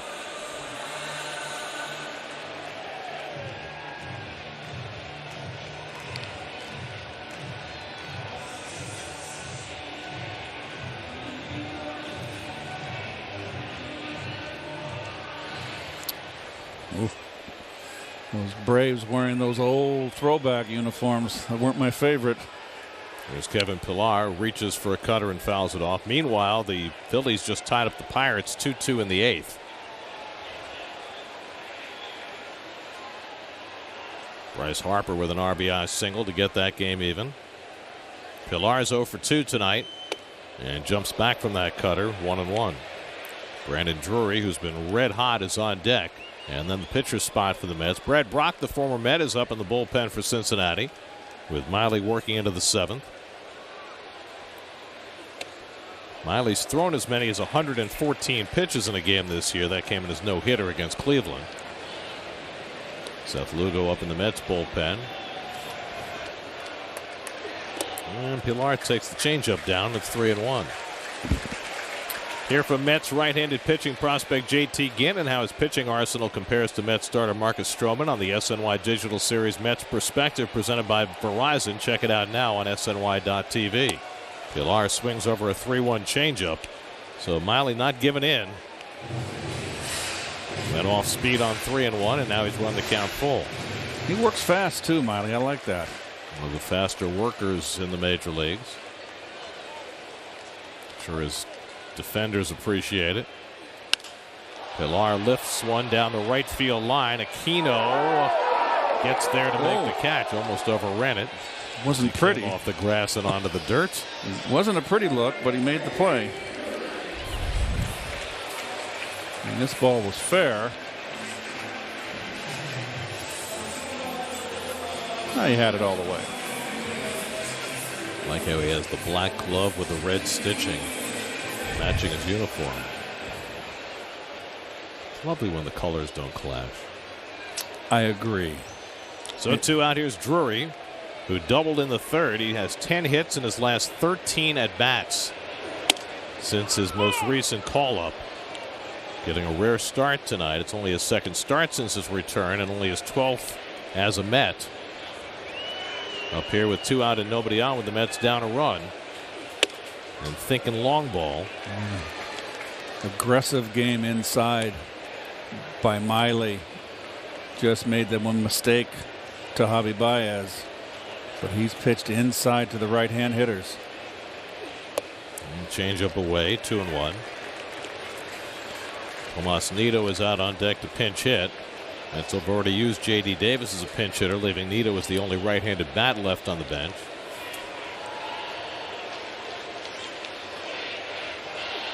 And that's outside ball 3. If you announce Nido, they'd probably bring in Brock at that point, and then you've got Guillorme, Conforto, Nimmo all available as left-handed pinch hitters.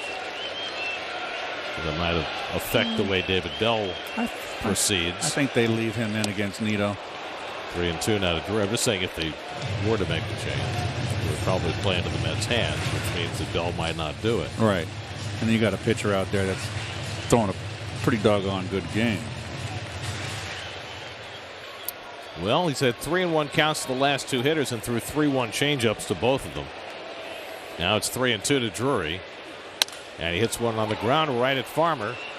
Another ground ball out for Wade Miley. He has a 1-2-3 bottom of the 7th. On to the 8th we go with the Mets down a run. And tomorrow afternoon, Marcus Stroman goes to the Mets. Vladimir Gutierrez pitches for the Reds. With the 2021 NBA draft in the books, our insiders will be answering all the big questions and making their predictions heading into free agency season.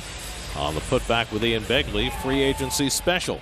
Watch live Monday at noon on SNY's Facebook, Twitter, and YouTube channels. I don't think that they'll be doing breakdancing quite like that on the Putback. You have to rely on Keith doing that here in the booth. Oh, yeah. That's me. Seth Lugo on to pitch in the 8th inning, facing Kyle Farmer, and gets a slider over for a strike. There's Lugo's numbers on the season. Didn't pitch last time out, went 2/3 and 3 pitches. That was Wednesday, and the Met 2-1 win. Farmer takes one the other way, and he's got his 3rd hit of the night. Boy, you just can't get him out right now. He's going the opposite field, Gare. Well, he's used the whole ballpark tonight. Yep. Center field for a base hit in the 4th, left center for a home run in the 5th, and now he goes to right. He's just going right with that pitch. He's on top of the plate, striding right at the pitcher. That's an outside corner fastball right there. Went right with it. Over the last 15 games now, Farmer's hitting .464. And a little bit towards the end of the bat, but look how he's looking and driving to right field. So one more chance for Votto, who's homered in 7 straight games, 0 for 3 tonight. And he takes a fastball strike from Lugo.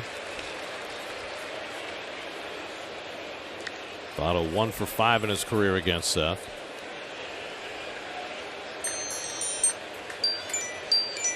What the hell? Sorry.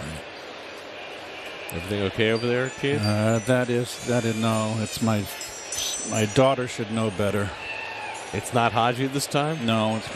Votto drives one deep right field. And Drury watches it go off the wall. Farmer to third. Votto will stop at first. He missed a home run in an 8th straight game by a foot. Just missed off the top of the wall.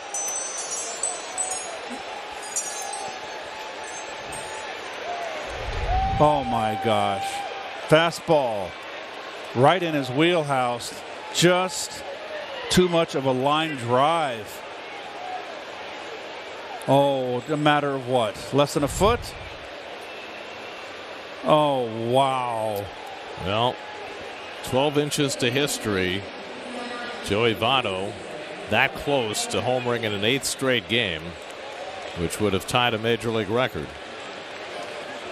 So now the Reds up by a run in the 8th inning with a chance to add on. 1st and 3rd, nobody out, and Tyler Naquin is going to bat for Aristides Aquino to give them a left-handed bat against Lugo. Lugo's been up and down since his return from elbow surgery. I think he's just a little short on his fastball, Gare. Because, Lugo likes to throw inside, and that's going to get the pitching coach out there. He likes to throw inside, and I just think he's just missing a little bit on his fastball. So Jeremy Hefner will come out for a conversation. So you think the Cubs teardown has worked well for the guys who got traded away? Javi Baez, first game as a Met, 2-run homer. Anthony Rizzo, first 2 games for the Yankees, 2 home runs, and he's become the first Yankee ever to reach base safely 8 times in his first 2 games with the team. And they beat the Marlins tonight 4-2. A Yankee organization that goes way back, steeped in tradition and history. Yes. Chris Bryant will join the Giants tomorrow. We'll see what he does in his debut.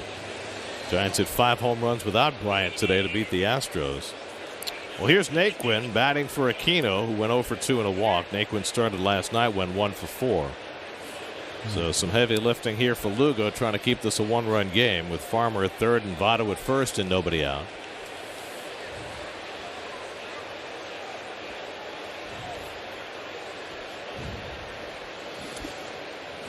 Mets going to play halfway up the middle, in at the corners. It's a tough spot with no outs, and you've still got 2 more cracks at it. Well, you hate to give up another run. Well, it's a tough call, Gare. Farmer with average speed at third. Middle infielders could come home with a grounder if it's hit hard enough. And it's outside to Naquin, ball 1. I think they're going to get 2 here, Gare, and just sacrifice the run. You've got the next inning for the Mets. You're going to have a pinch hitter and then top of the order. Remember now you got the second power bat in that lineup with Baez. Good fastball by Lugo, and it's 1-1. The Reds bullpen has been their Achilles heel this year, but they've strengthened that bullpen. And the Mets will have to rally against it. They got a run in 3 innings against their pen last night.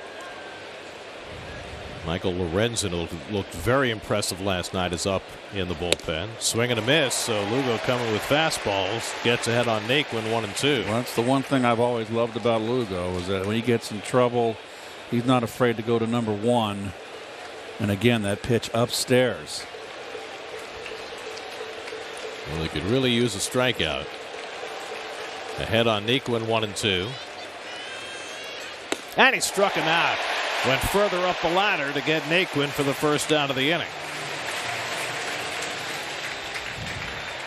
Now you can play your middle infielders back for 2, try to get out of this jam. He just didn't waste any time, Gare. You're going to keep swinging at this. You're not going to catch up. You're swinging under it.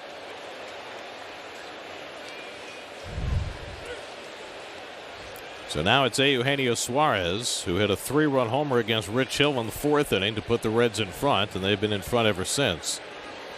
20th home run of the year for Suarez, who has struck out and flied out in his other 2 at-bats. Lugo needing a ground ball here, 1st and 3rd and 1 out.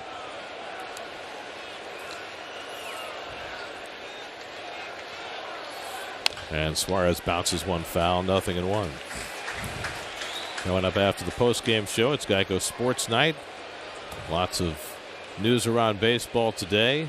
Football, we got basketball, we've got seasons colliding everywhere you go. Geico Sports Night tonight after the postgame. Aaron Loop up in the Mets bullpen. And Suarez takes the slider low and away, 1-1. Yency Diaz and Jerry's Familia each contributed a hitless inning. Lugo running into instant trouble in the 8th, and Loop up behind him with the left-hand hitters Barnhart and Akiyama due up next. And Suarez tried to lay off, and he went around.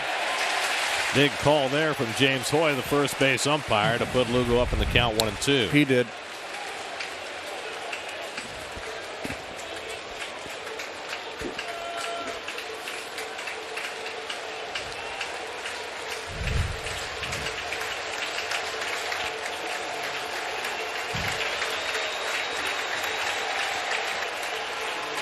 Lugo just struck out Naquin. And he gets Suarez looking for the second out. So after 2 straight hits, 2 straight strikeouts for Seth, and now he has a path out of this inning.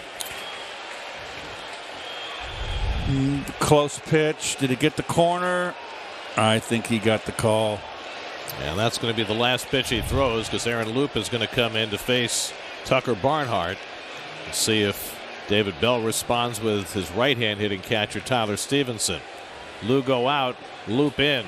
1-run game in the 8th. We'll be right back.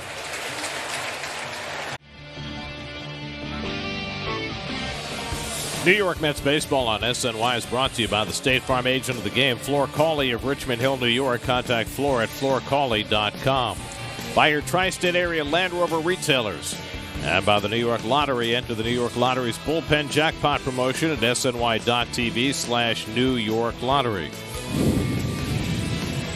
Congratulations to tonight's City Community Home Runs fan of the game, Jason, who as of now has won a Mets autograph and Mets prize pack. Don't forget, receive 25 additional entries by donating $5 or more to No Kid Hungry. Lots happened while you were away. Eugenio Suarez, who struck out looking, apparently has been ejected from the game. So that's big for the Reds. They lose their third baseman. And with Aaron Loop coming into the game, David Bell's going to send up his better hitting catcher, the right-hand hitting rookie Tyler Stevenson, to bat for Tucker Barnhart. 1st and 3rd and 2 out for Loop. And Stevenson takes a curveball for a strike. Loop has had a fantastic year. Yes, he has.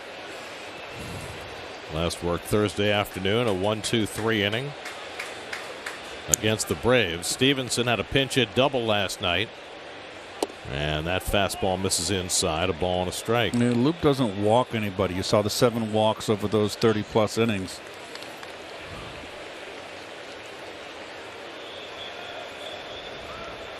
Seth Lugo gave up 2 straight hits to start the inning, but then struck out Naquin and Suarez. And now Loop brought in to face the left-hand hitter, but David Bell responding with Stevenson.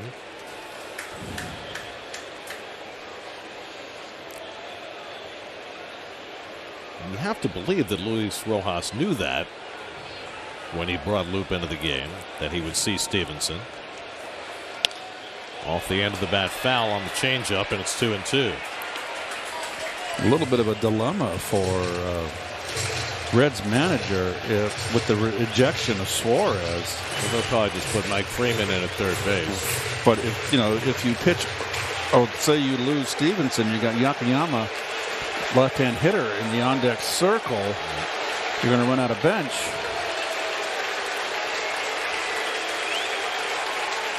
Two coming, and he picks him off. Votto caught between first and second. Now they got the runner hung up between third and home. And now VR running Farmer toward the plate. McCann puts on the tag, and the side is retired. Wow. Terrible base running by Joey Votto, leading to Kyle Farmer being tagged out between third and home. And that's how Loop gets the Mets through the top of the 8th. Well, the Reds had a prime chance to add to their lead, but a couple of strikeouts by Lugo, then some bad base running by Joey Votto. Well, terrible choice. What's he thinking? And then he goes back to first instead of advancing to second. There he goes. A little tardy there, too. So just not a smart play. You take your team out of an inning. And that's after Eugenio Suarez got himself ejected. So a bunch of changes for the Reds. Tyler Stevenson, who was sent up to pinch hit, stays in behind the plate. Mike Freeman takes over at third base with Suarez ejected. Tyler Naquin, who pinch hit, stays in and right.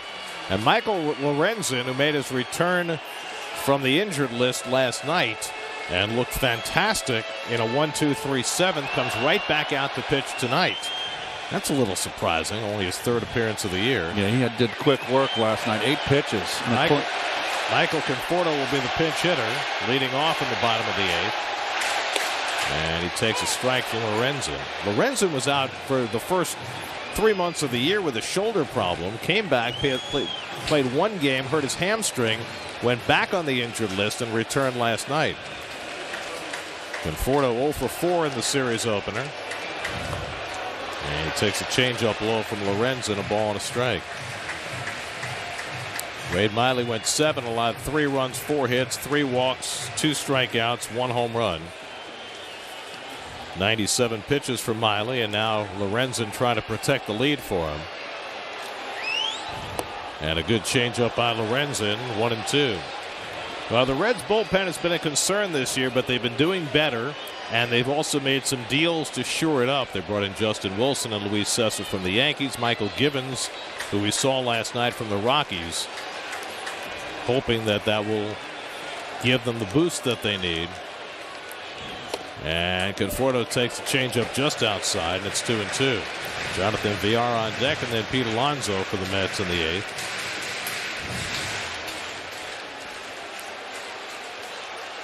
Full shift on against Conforto. And Michael takes a fastball wide at 98. Lorenzen lost his footing, 3-2. Lorenzen not looking quite as sharp as he did last night when he threw just 8 pitches in a 1-2-3-7.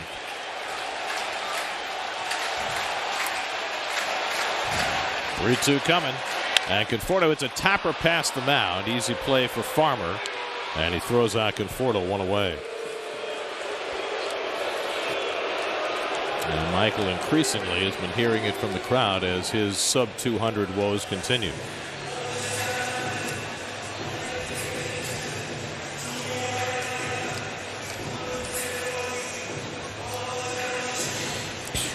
So 1 out now, Jonathan Villar, who has an RBI single tonight and a walk.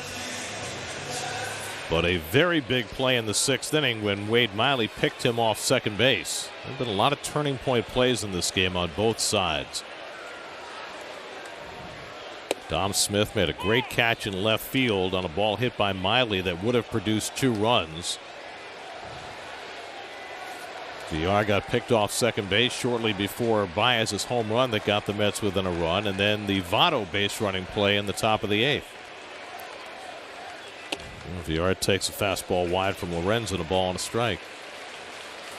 Trevor May and Edwin Diaz both up in the bullpen. Diaz if the Mets tie it or take the lead, probably May if they don't.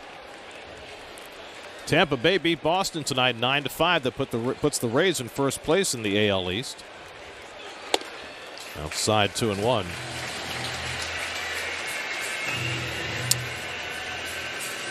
I mean, I find it interesting that Loop had the presence of mind to throw over. Who would think someone would try to steal in that situation? Especially Votto. And Villar takes a borderline strike on a changeup. He didn't like that call by Chris Siegel. Siegel getting a little wide strike zone. Struck out Suarez on a pitch away. That Suarez got ejected. And Siegel's already ejected 1 third baseman. Villar's got to make sure he doesn't eject another. 2-2 now to Jonathan with Alonso on deck. And Villar slashes 1 foul.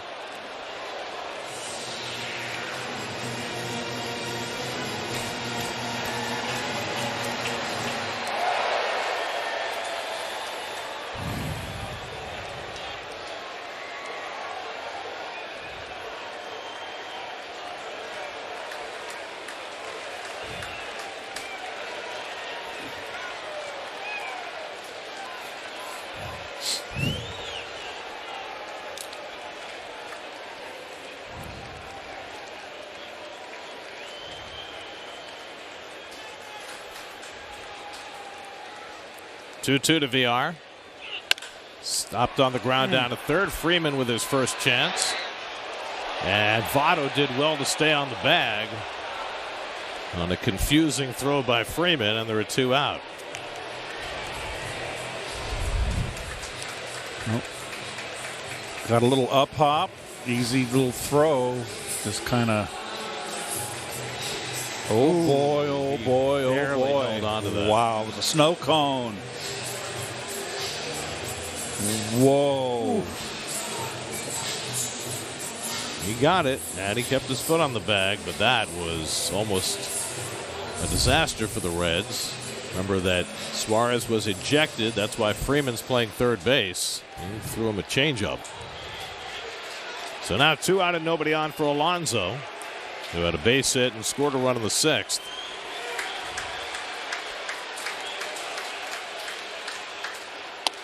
And Pete takes a fastball at the knees for a strike. Matt's been taking a lot of first pitches of late, but he takes them with a good look. But it's interesting that that's his plan.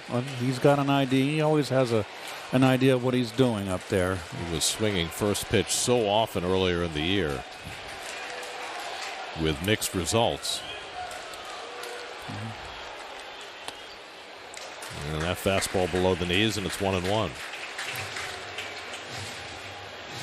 Michael Lorenzen, who is also used as a pinch hitter, as a center fielder. Just trying to get his feet back on the ground as a pitcher, just his third outing of the year.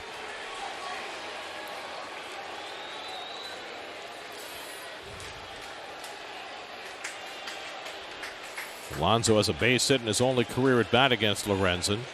And he loops this one on the right side. Easy play for Votto.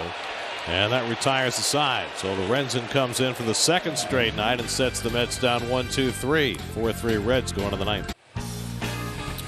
Well, today was Mets Hall of Fame Day with the inductions of John Matlack, Ron Darling, and Edgardo Alfonso into the Mets Hall of Fame. The award to Al Jackson for the Service Award.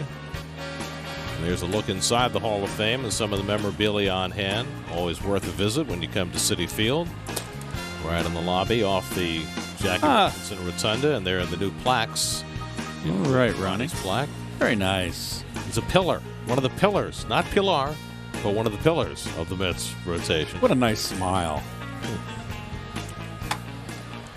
Trevor May on to pitch the top of the ninth. Tyler Stevenson will lead off. Stevenson was at the plate when Farmer was tagged out on the bases to end the top of the eighth. Trevor May coming in. He's been a workhorse in that bullpen. 43rd game appearance, I should say.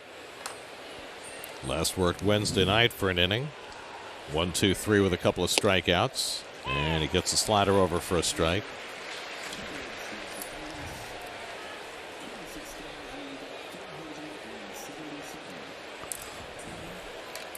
Stevenson, then Shogo Akiyama and Mike Freeman, 7, 8, and 9 in the Reds batting order.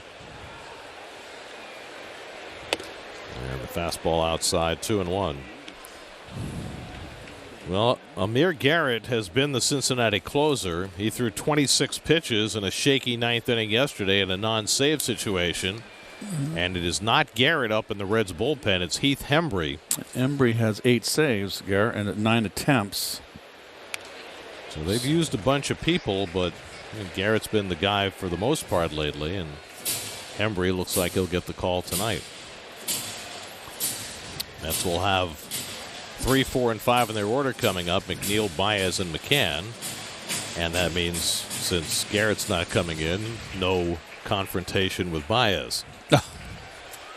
They've already had one of those this week. 2-2 to Stevenson, and he takes it high, full count.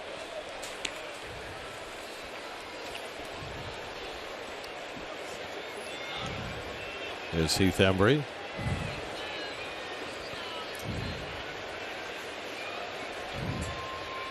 Three infielders on the left side against Stevenson. Rookie catcher waiting, and he fouls back a 3-2 fastball.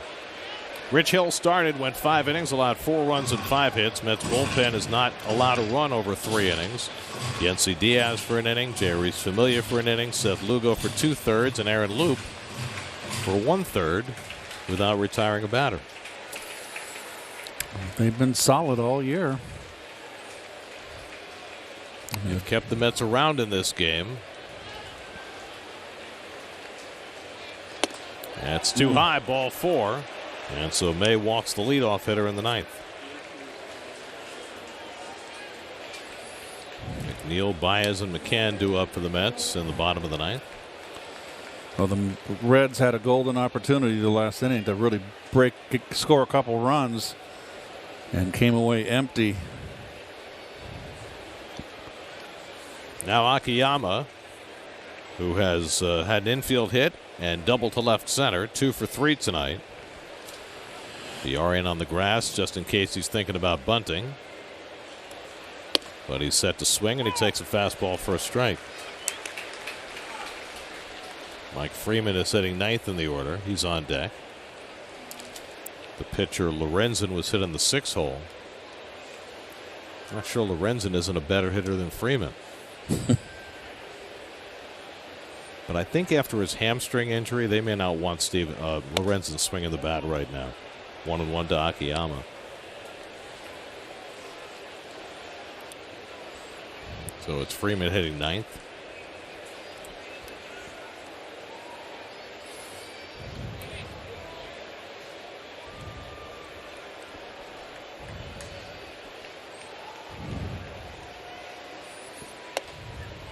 May missing consistently high with that fastball. Yep. It's 2-1. He's been up. Both these teams have been very successful in one-run games this year. Mets are 22-16 in one-run games. The Reds are 18-11, which is surprising for a team that's had as many bullpen problems as the Reds have had.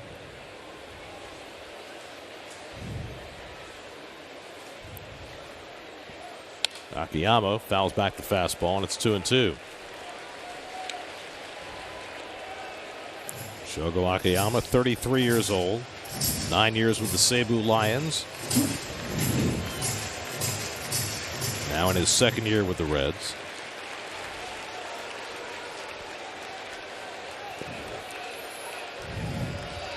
He's a serious inside-out hitter.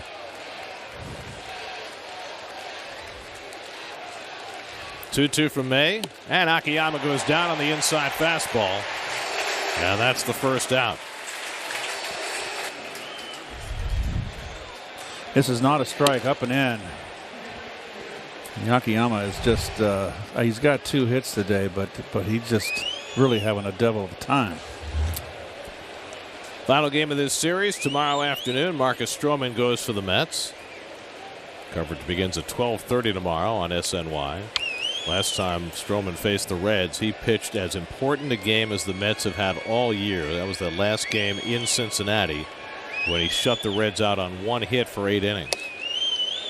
And the Mets might need something similar to that, particularly if they fail to rally in this game. Mike Freeman up for the first time.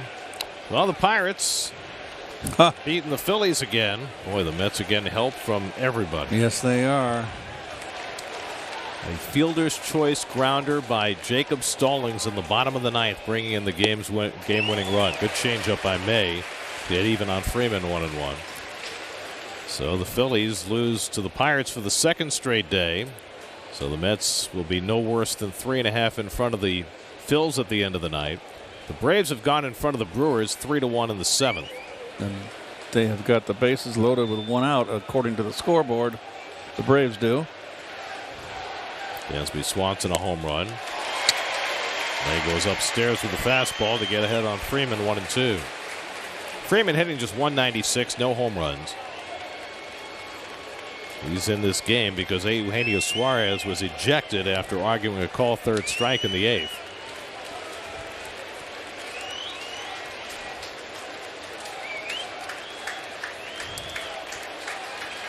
One-two coming.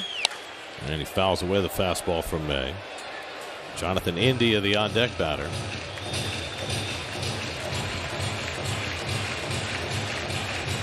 India's been on base twice tonight.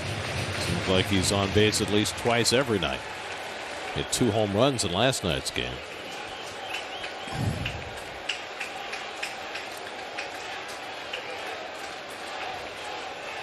Short lead for Stevenson at first.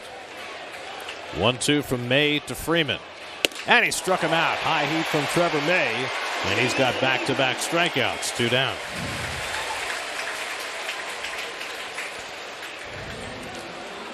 I mean, it's not exactly a state secret that everybody knows the high fastball has been the bugaboo for hitters. And I just not have seen any adjustment. Okay, I'm going to lay off that pitch. I'm going to focus on that pitch and lay off. Well, it's one thing if it's in the strike zone, but why are they all swinging at the high fastball out of the strike zone? That's the part that doesn't make any sense. Here's Jonathan India. And he takes a strike with a slider. I mean, if you've grooved your swing to hit the low pitch, well, it's understandable. And you might want to try and fight off a pitch that's high in the strike zone. But why in the world would you swing at high fastballs out of the strike zone? Well, it happens, but it just happens too often.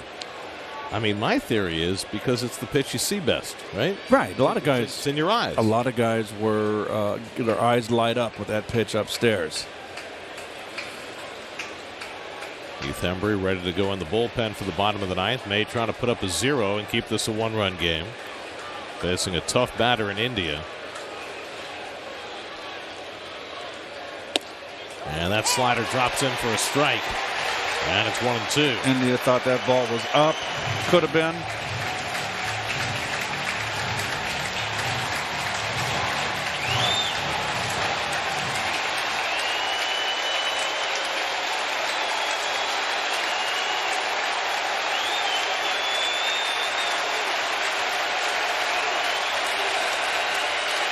One, two. Just outside. Oh, I thought he might have hurt. Thought he might have hurt himself. I think he just lost his balance.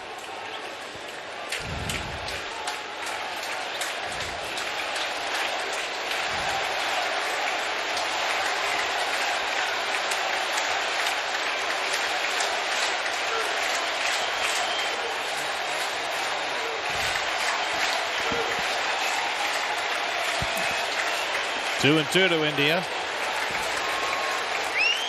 Too high. This is a guy who you're not going to get to chase. He's proven that very quickly as a rookie. The runner will be in motion here. Jesse Winker would be next. And Pete is elects to hold him on.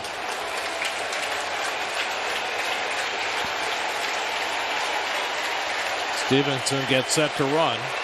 3-2 coming from May. And India pops it up. Baez taking charge of it.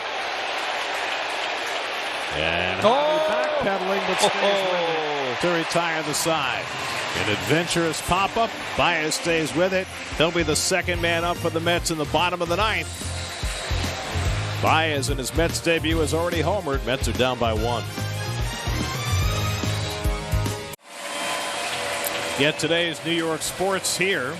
Start your morning with a quick run-through of all the essential New York sports news direct to your inbox daily. Subscribe to SNY's The Warm-Up at SNY.TV.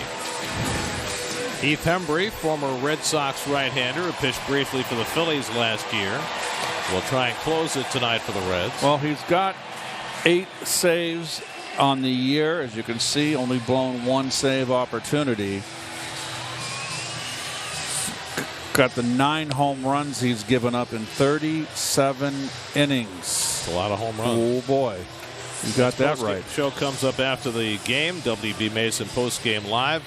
Gary Apple and Todd Zeal will be along with all the analysis, the highlights, the interviews, the whole shebang. That's looking to rally in the bottom of the ninth. They've been down since the 4th inning when Eugenio Suarez hit a 3-run homer. Jeff McNeil will lead off, Javi Baez to follow, and then James McCann.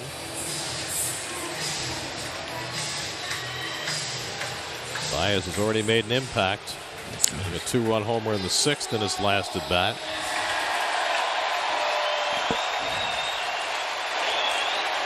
McNeil tonight is 0 for 3. He's got a 16-game hitting streak on the line as he bats in the 9th. Freeman plays in on the grass at 3rd. Big hole open at shortstop for Jeff. And first pitch slider misses from Hembry, ball 1. 32-year-old Heath Hembry came up with the Giants in 2013, but then spent 7 years with the Red Sox before he was dealt to the Phillies last year. 59 strikeouts in 37 innings. That's 14.4 strikeouts per 9, but a lot of home runs. And McNeil bounces one down to first, a foul ball. 1-1. Wade Miley went 7, allowed 3 runs, 4 hits. He stands to get the win, his 9th. Gave up a home run to Baez that got the Mets close in the 6th.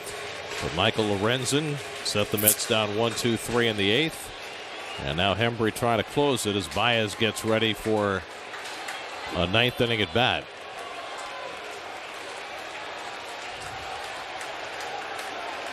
One and one to McNeil. And Jeff takes a slider for a strike. Back door that might not have gotten there. Well, he's got a wide strike zone, Mr. Siegel, late in the game, and hasn't been out the whole game, Gare. Just lately. Well, we saw it with Suarez, and he got ejected. We saw it with VR, and he complained, and now we've seen it with McNeil. So now Jeff finds himself down in the count 1-2.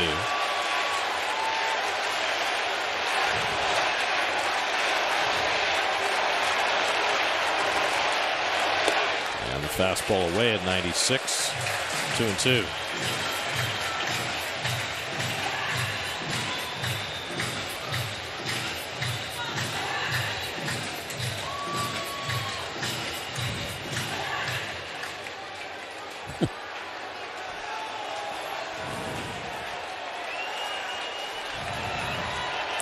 Two coming.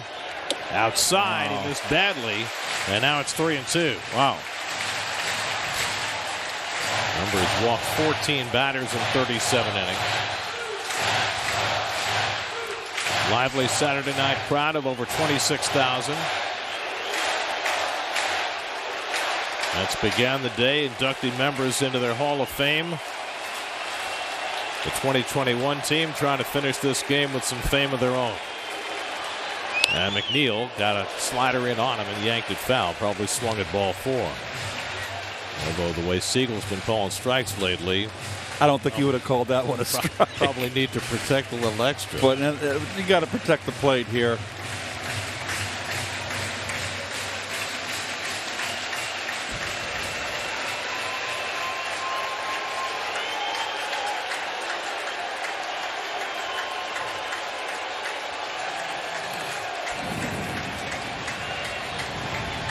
Again, the 3-2 to McNeil, and he walked him. So the tying run is aboard, and this crowd, which has been amped up all night by the presence of Javi Baez, now has a chance to watch Baez in a dramatic ninth inning moment.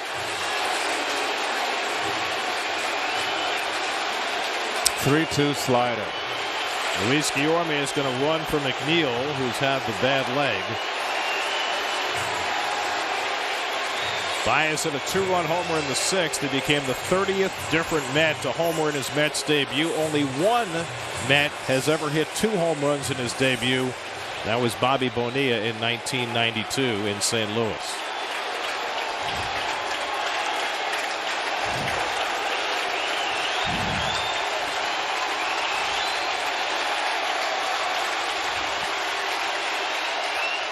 And Baez takes a first pitch slider out of the strike zone for ball 1.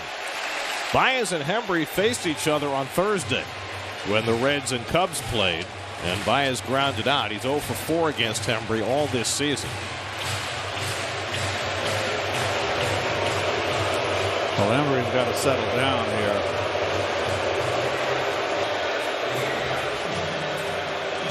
Sometimes you got to take your chances. Reds are getting Sean Doolittle up in the bullpen. Dom Smith 2 batters away, so they're getting the lefty perhaps ready for him. But right now it's on Hembree. After walking McNeil, now he's got Baez and then McCann with Doolittle at the ready after those guys.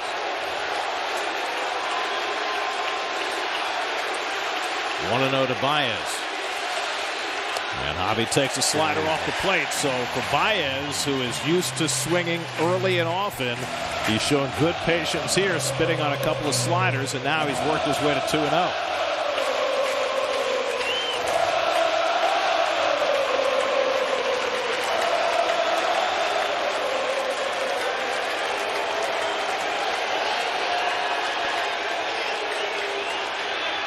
And now 3-0, and it gets away from Stevenson, and Guillorme goes to second.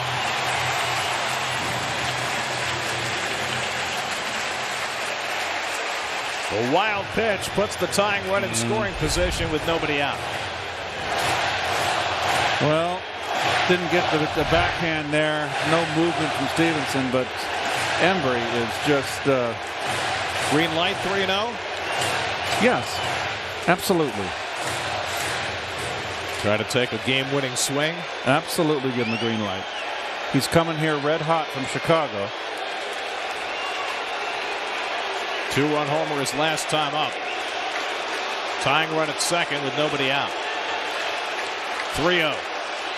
Swing. Foul ball. Slider again. Well, that is the third time the Mets have swung on 3-0 tonight. Villar got a broken bat hit on a 3-0 pitch to drive in a run. Alonso grounded into a double play on a 3-0 pitch, and now Baez fouling off on 3-0. And we've seen Baez go opposite field. He's got opposite field power. James McCann on deck. If he's going to throw you a 3-0 slider, he's going to throw you a 3-1 slider. And Baez fouls it back. He got a slider on the outside corner that time. Big cut. That was up in the strike zone. He knows he missed it. It's a little bit away.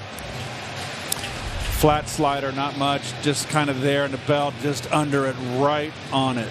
And he's got that little lift swing, does he not? 23 home runs this year, including one tonight.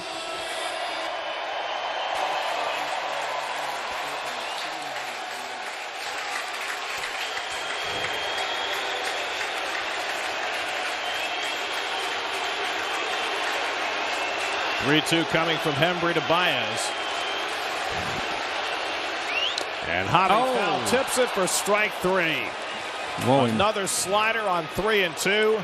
And Hembry comes back from 3-0 to fan Baez for the first down in the bottom of the ninth. Well, he made a pitch right there. It wasn't a strike, but it starts out in the strike zone. And he got a piece of it. That's just a good pitch. So one big out for Hembry. With the tying run still at second, James McCann will step in. McCann is 0 for 2 with a walk tonight. He's got good career numbers and limited at-bats against Hembry. 2 hits and 3 at-bats. See India keeping Guillorme close at second. That wild pitch looms large right now.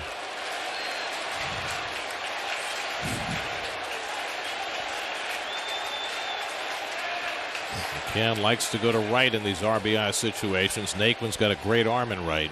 And that one coming in on him, somehow he swung at it and fouled it off. Somehow he didn't get hit. Might have hit him if he hadn't swung. I might have got his fingers. Well, that's got to be a situation where you're up there thinking, I'm swinging on the first pitch, no matter what. Good Lord.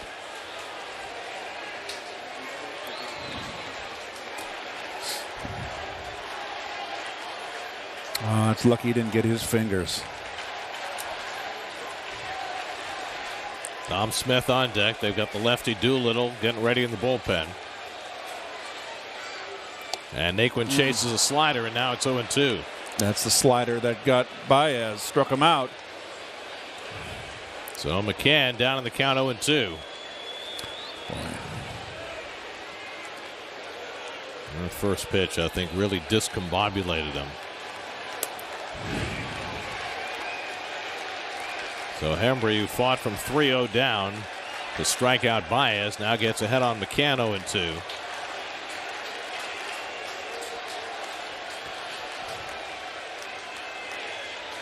And James lays off the slider, 1-2. Hembry basically a two-pitch pitcher.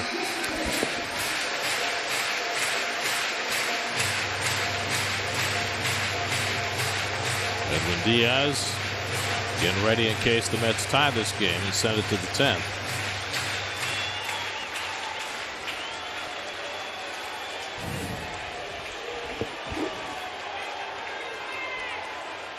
McCann 0 for 2 with a walk tonight. Guillorme at second and 1 out. And McCann fouls one away. Another slider from Hembry.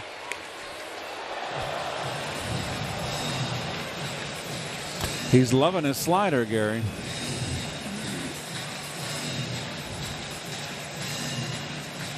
This season, Hembry has thrown his slider 46% of the time. Tonight, around 95. I mean, he's basically throwing one fastball. And the first pitch to McCann.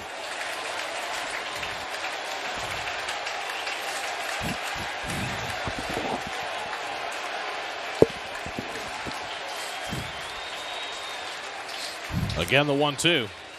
And he fouls off that slider. That's a tough pitch for McCann to make contact on and stay in the at-bat.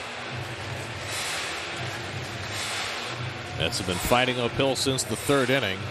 Suarez homered in the third, in the fourth, and Farmer homered in the fifth.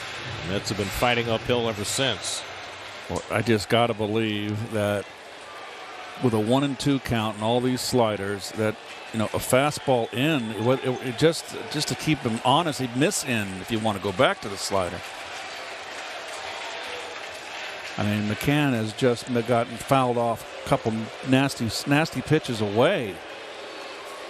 Really battling here.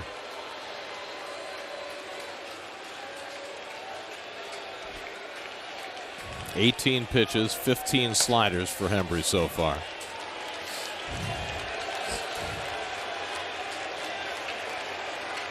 Tying run at second, 1 out. 1-2 coming to McCann. And he just missed with the fastball. Could have easily gotten that call from Chris Siegel. Oh, boy. But the right hand stayed down, and now it's 2-2. Oh, Chris Siegel with the wide strike zone. And that fastball fooled McCann. I think it was a sneak attack. All the sliders.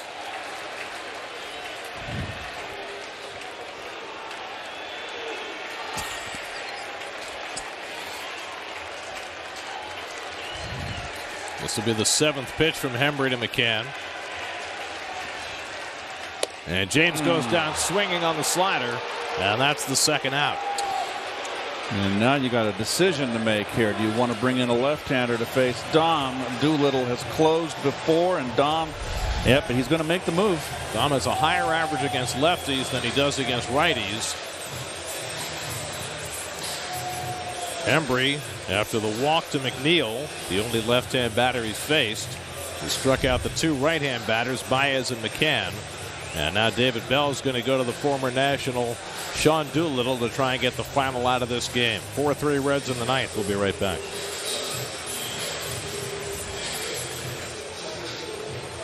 Unhappy memories at Citi Field will come in and try and get the final out for the Reds. So he's been a closer most of his career with Oakland. He has 112 coming into the season.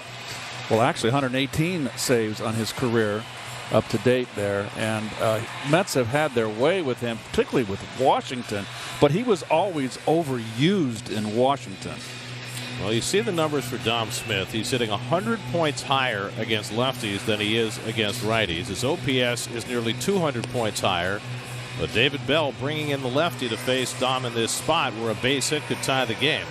Dom is 1 for 4 against Sean Doolittle. Well, Doolittle is tough on left-handers. Career numbers against lefties, Doolittle, lefties hitting 192. So the strategy has brought us to this point. Hembree out, Doolittle in to face Dom. Doolittle's had 4 save opportunities this year. He's converted 1 of them. Hembree looked a little surprised to be taken out of the game, but he threw 20 pitches to 3 batters, a walk and a wild pitch, moved the tying run to second. He then struck out Baez and McCann, and now the Mets are down to their final out. Eeyore made the pinch runner at second with 2 down. Last of the ninth. And Dom swings and misses at a high fastball, 0-1. Defensively on the infield, the shortstop Farmer up the middles. You can see pretty much right straight up on the right side. Doolittle still throws predominantly fastball. 87% of the time he throws it. That's always been his go-to. And Dom fouls away a fastball, and now the Mets are down to their final strike. Well, 2 good cuts from Dom right after him. Doolittle with that fastball. Doolittle's average fastball velocity this year has been 92.8. He threw those first 2 pitches 96 and 97. Well, he's fresh, Gary, and it's his adrenaline's pumping here. This is a save situation. So now Dom in a hole. 0-2 from Doolittle. Off the corner at 97. The ball and 2 strikes. So Doolittle's found a little extra gasoline in the tank tonight. Trying to save this for Wade Miley, who went the first 7. Kevin Pillar would be next.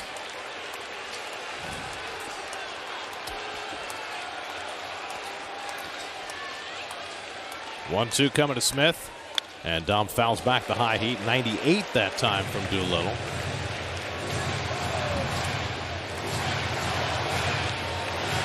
Will he mix in a slider? Just the opposite of Embry. Probably not. It's a matter of the location of the fastball for Doolittle. Now 34 years old.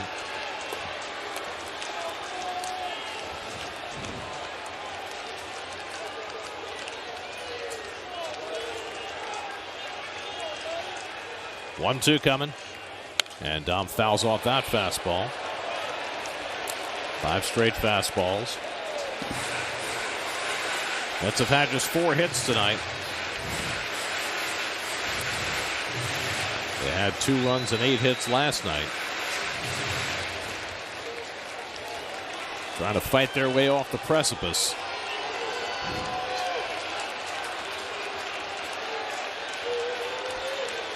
Again, the 1-2 from Doolittle to Smith. And Dom lines one toward the middle. Base hit! Here comes Guillorme around third. He will score the tying run. Doolittle went away from the fastball. Dom got a breaking ball. He lined it into center field with the Mets down to their final strike. Dom Smith with the tying hit, and it's 4-4.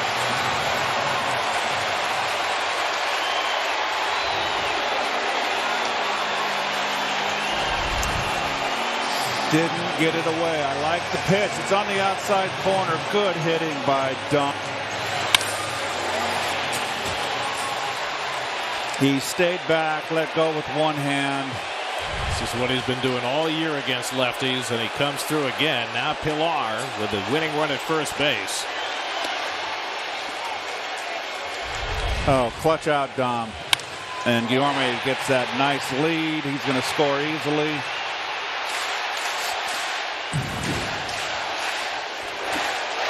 '46th run batted in for Dom, none bigger. And Pillar fouls one back, and again Doolittle gets ahead 0-2. Hands back, shoulder in. Let's go with the one hand and the flick of the wrist.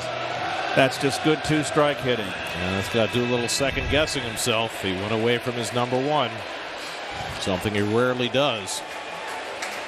0-2 to Pillar, is 0 for 3 tonight. And Kevin fouls back a fastball at 97. Doolittle's throwing very hard. But he's blown the save opportunity. Pillar 2 hits and 3 career at bats against Doolittle.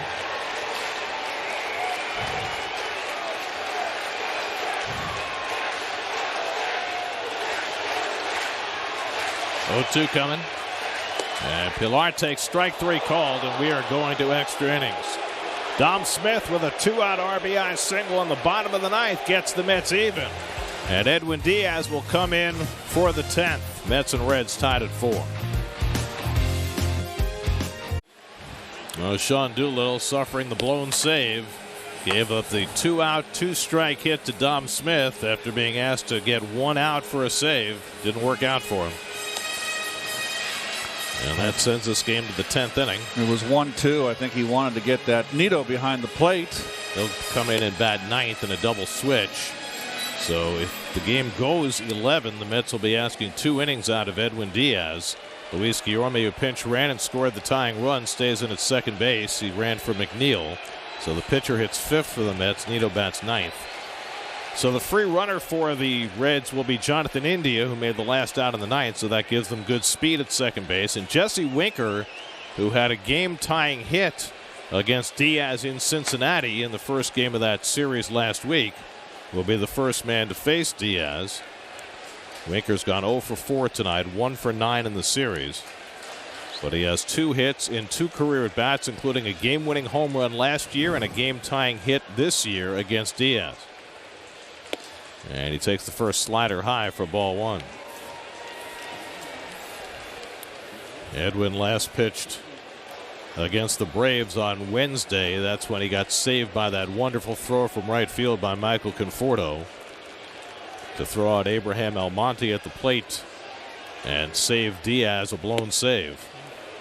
Edwin misses outside with the fastball, and it's 2-0. Kyle Farmer on deck, and then Joey Votto. So Votto will get another chance at an 8th straight game with a home run. He missed by about a foot in his last at bat. Reds 4 runs and 7 hits. The Mets 4 runs and 5 hits. And Winker yanks the slider foul, 2-1. The Reds are 8-5 in extra inning games this year. The Mets are 6-3. So both teams have fared well in these quirky extra inning games. Otto in the hole waiting. Winker pops one up in foul ground. That'll go out of play. 2-2. Diaz, the 7th Met pitcher of the night. Diaz, Yency, Familia, Lugo, Loop, and May combining for 4 scoreless innings to get the Mets 2 extra innings. And it took the Mets down to their last strike to get that game-tying hit from Dom Smith. India the free runner at second. 2-2 to Winker. And that gets away from Nito, and over to third goes India. Oh, whoa, no. Well, a wild pitch charged to Diaz. Just not good. That should be a pass. That should be a pass ball, and it just wasn't good fundies by Nito. So the Mets return in kind, another a favor. So now the Mets will bring the infield in. Runner at third and nobody out. 3-2 to Winker. And he misses outside, ball 4. He went to a 3-2 slider. So now runners at the corners with Kyle Farmer coming up. Oh boy, what do you do with the infield now? I think you have to play a double play depth. I do. The one thing in these extra innings you have to avoid is the big inning. Exactly. You're going to get a runner at second base in the bottom of the inning. You don't want to give away multiple runs. I think you've got to play for the double play here, don't you think? I agree 100%. In at the corners, your first baseman's already in because he's holding the runner on. But VR at third has got to play at the cut of the grass, and you play double play depth up the middle. I mean, it completely changes your mindset because you have to remember that you're going to get that free runner in the bottom of the inning. Correct. So if you allow 1 run, it's not the end of the world. But if you allow 2, 3, 4 runs, then you've put yourself in a big quandary. No question. So I think it really has to affect the way that you strategize in these extra innings. And we'll see what Luis Rojas decides to do. And they're going to play it back. They've got to. Yep. Baez is he's backing up. Yep. And so is Guillorme. So they're going to play double play depth, try and get 2 outs and concede a run to do so. That's the right play. Farmer has been just killing it. He's 3 for 4 tonight, including a home run in the 5th inning. First and third, nobody out. And Farmer takes a fastball at the knees for a strike. Farmer has struck out in his only career at bat against Diaz.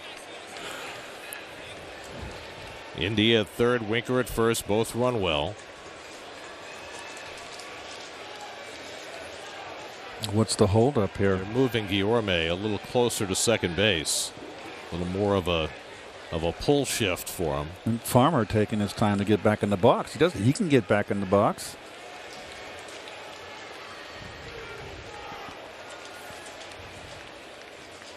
And Farmer swings through that fastball. 0-2. That's that belt-high fastball. They overmatched him there. Another hitter having his hand come off the bat. I've seen that so much this year. There's the former Yankee Luis Sessa up in the Reds bullpen. They just picked him up this week. Boy, Diaz could really use a strikeout. And he gets it. He went with the slider on 0-2 to Fan Farmer, and that's the first out.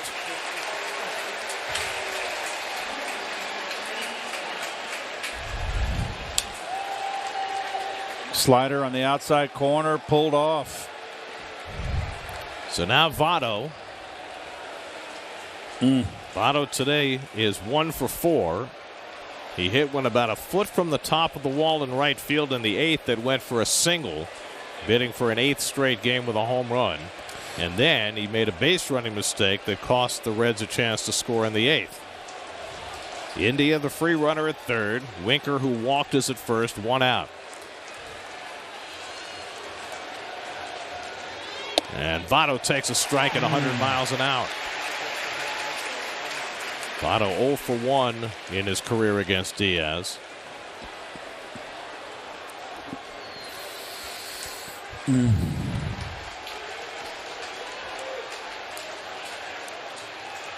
Shortstop hole wide open. And Votto tried to lay off the slider, and he stopped it in time. He did. Mark Carlson with the call, 1-1. He's got such a good eye. He's done this his whole career. Watch him he's so strong. Able to hold the bat back. Good call.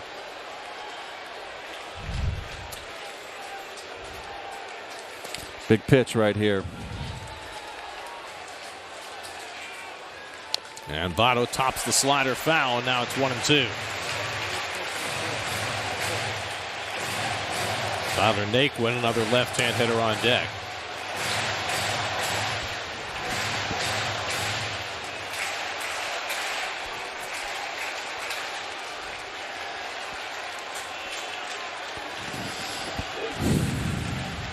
One-two coming from Diaz to Votto. Struck him out. High heat from Diaz. 2 men down.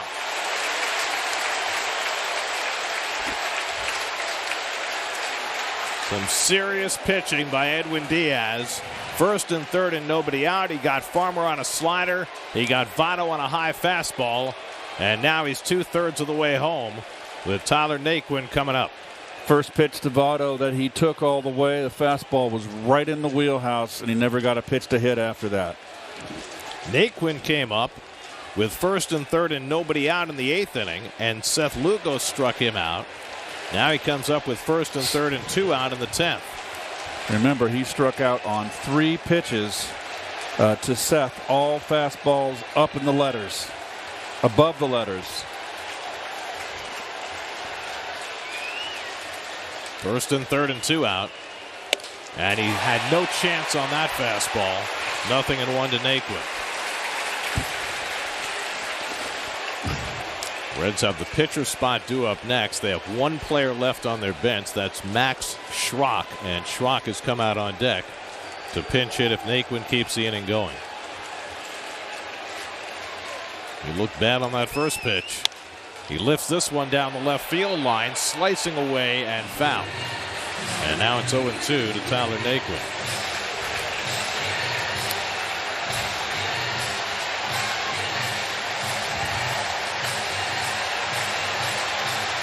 Diaz looking for a big-time escape. The Reds got the free runner to third with nobody out. He walked Winker, but he struck out Farmer and Votto. Now he's 0-2 to Naquin.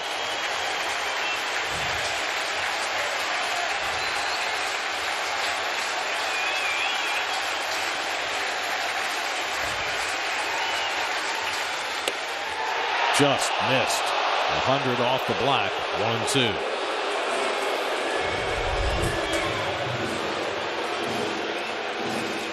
Just missed.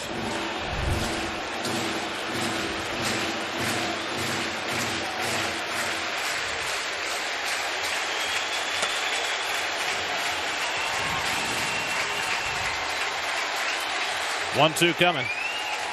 Fouled away.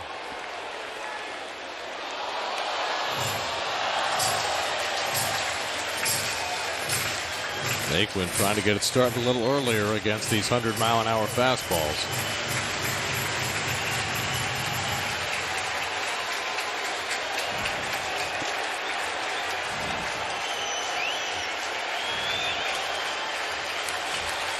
Again, the 1-2 inside. He is not messing around. He saw Lugo strike out Naquin with fastballs his first time up. There's Schrock on deck to pinch hit if Naquin keeps it going. And all heat in this at bat from Edwin.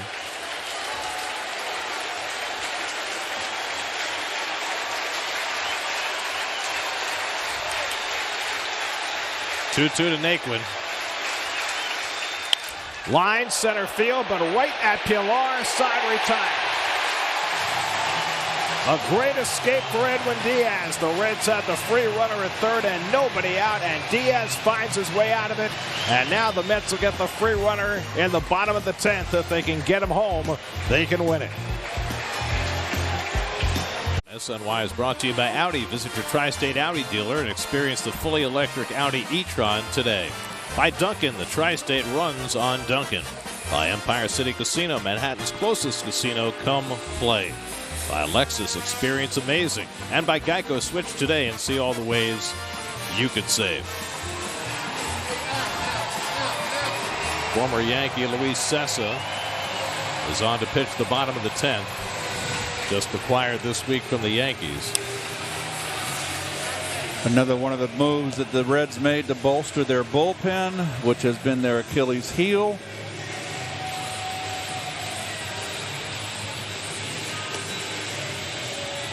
Several changes for the Reds in the field. They will bring in Max Schrock to play third base. He will bat in the pitcher's spot, which had been the 6 hole, and so he would lead off in the 11th if we get there. They move Mike Freeman out to left field, and they move Jesse Winker from left field to right field. So Naquin came out of the game, and the pitcher goes in the number 5 hole where Naquin had been.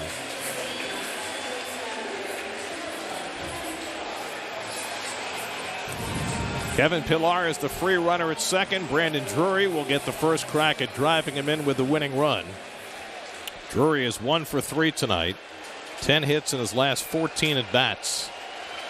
He has a home run in his only career at bat against Luis Sessa. Well, you're looking to get the runner over, advance the runner, and they're leaving the right side of that infield wide open for Drury. Second Cincinnati appearance for Sessa, and he misses with his first slider. Nothing at 1-0. Tomas Nido is hitting 9th in the order. He's on deck. There you see that right side of the infield. And Drury's got to be thinking that direction. What a job by Diaz. Great job. Give Tyler Naquin credit. He had a pretty good swing at that last pitch after looking terrible earlier in that at bat, but he hit it right to Pilar for the third out. Drury chops one off his leg, a foul ball, and it's 1-1. Luis Sessa was in 29 games with the Yankees before the trade. They picked up Sessa. They picked up Justin Wilson, both from the Yankees. They got Michael Givens from the Rockies to try and shore up their bullpen. We saw Givens last night, and now Sessa in the game tonight, trying to keep the Mets from getting that winning run home. Good speed in Pilar at second base.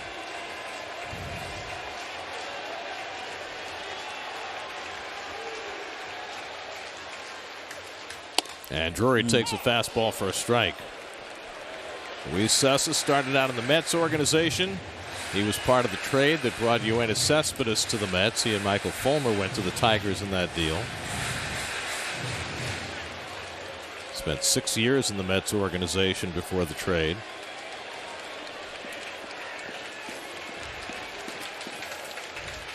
One-two coming to Drury.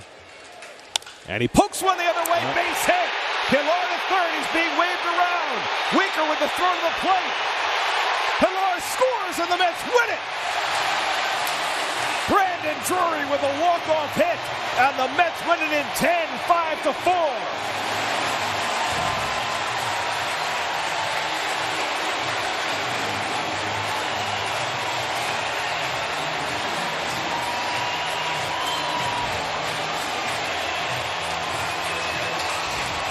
The leadoff walk-off single for Brandon Drury in the bottom of the 10th inning. The Mets, who were down to their final strike in the 9th. Dom Smith got it tied with a big 2-out hit. And Brandon Drury drives in the winning run after Edwin Diaz escaped trouble in the top of the 10th. And thus the Mets even up the series with the Reds in a game apiece. Well, they left the right side of the infield wide open, and Drury has just been absolutely phenomenal. And it went right with this pitch, slider. It is out of the strike zone down, but the whole right side of that infield was wide open, and the Mets get two very, very clutch hits late in this ball game. Dom in the 9th, and now Drury here in the 10th. Brandon Drury, since he was recalled from Syracuse, has 11 hits in 15 at-bats. He had the go-ahead home run against the Braves on Wednesday. He has the game-winning hit against the Reds in the bottom of the 10th tonight. And on Mets Hall of Fame night, the Mets making a little history of their own as they rally to beat the Reds with a run in the 9th and a run in the 10th, and they win it 5-4. Let's go down to Steve Gelbs, who's standing by with Javi Baez. Steve? Gary, thanks so much. Javi Baez, quite a first game in New York. We'll get to your home run in a second. We'll get to this crowd in a second. I know you haven't seen Brandon Drury here over the last stretch, but he has been as hot as can possibly be. What'd you make of his at-bat there to end the game? Actually, I thought he was going to bunt, and then Lindor goes, oh, no, he's not bunting. He's hot right now. So we thought Sugar was going to hit and bunt, but he was like, no, this guy's going to get it done, and he did. So happy for him. You know, you also have a relationship, a history with Edwin Diaz. What'd you think of what he was able to do, first and third, nobody out, and then getting out of it the way that he did in the top of the inning? You know, he was going to get it done. He's been in that situation many times, and the experience teach him a lot, and he's ready for it. Now let's talk about you. First game with a new team. I imagine there aren't many better ways to start things off than with a home run of that magnitude. What did it feel when you connected on that one? What did it feel like as you were rounding the bases? Well, just to walk to the plate and see the love for the fans, you know, that's what I play for. You know, I love you guys. This is my first time. Hopefully, we keep going far. Leave you with this. Since these fans have been chanting Javi all night, what can they expect to see from you as a New York Met down the stretch? Well, I'm going to bring my magic here, you know. I'm going to make them fun. We're going to compete, and hopefully we go far in the playoffs. Javi Baez, welcome to New York. Congrats on the home run. Congrats on the night. Thank you. Thank you, guys. All right, Gary, back to you. This was quite a night. Started out with the Hall of Fame ceremonies, honoring John Matlack and Ron Darling and Edgardo Alfonso. It was punctuated by the debut of Javi Baez, who did get thunderous applause when he was announced and when he came to the plate. Then he hit the home run to get the Mets within a run, and then the late inning heroics for this team that has done this so often this year, pulling this game out late. And the bullpen has kept this, has been a big part of this ball club too. Scoreless bullpen kept the Mets in the game. They give them the opportunity to fight back. Dom Smith off a very tough left-hander, behind in the count, gets a clutch base hit to tie the game in the 9th. And then Brandon Drury, who's just been phenomenal, gets a base hit to right field to win the game. He has just been fantastic. So maybe things will start to turn here. A lot of moves, everybody around the league, both leagues. Mets made some moves, came out roses tonight. Well, the Mets got 5 scoreless innings out of the bullpen, but none bigger than Edwin Diaz. The go-ahead run at third with nobody out, and he managed to extricate himself. He sure, amazing. Yes, he did. And 2 strikeouts, a big one. Joey Votto struck out Votto, just about hit a home run earlier that would have tied a record. It was a foot from being a home run, and that would have been the ball game right there. Mets got the break there, but Diaz has been in trouble before, and he finds a way out of it, and he gets the win tonight. So Votto's home run streak ends at 7 games. Javi Baez homers in his first game as a Met. Dom Smith gets the game-tying hit. Brandon Drury the game-winning hit. And the Mets take it in 10. They'll have Marcus Stroman on the mound in the rubber game of the series tomorrow. He threw 8 scoreless innings against the Reds last week in Cincinnati. Coverage begins tomorrow at 12:30 right here on SNY. Quite a night for the Mets tonight as they pull one out against the Reds and win it in 10, 5-4. Now for Keith Hernandez, Steve Gelbs, and our entire SNY crew, I'm Gary Cohen at Citi Field. Time for WB Mason Post Game Live. Let's join Gary Apple and Todd Zeal in the studio, guys.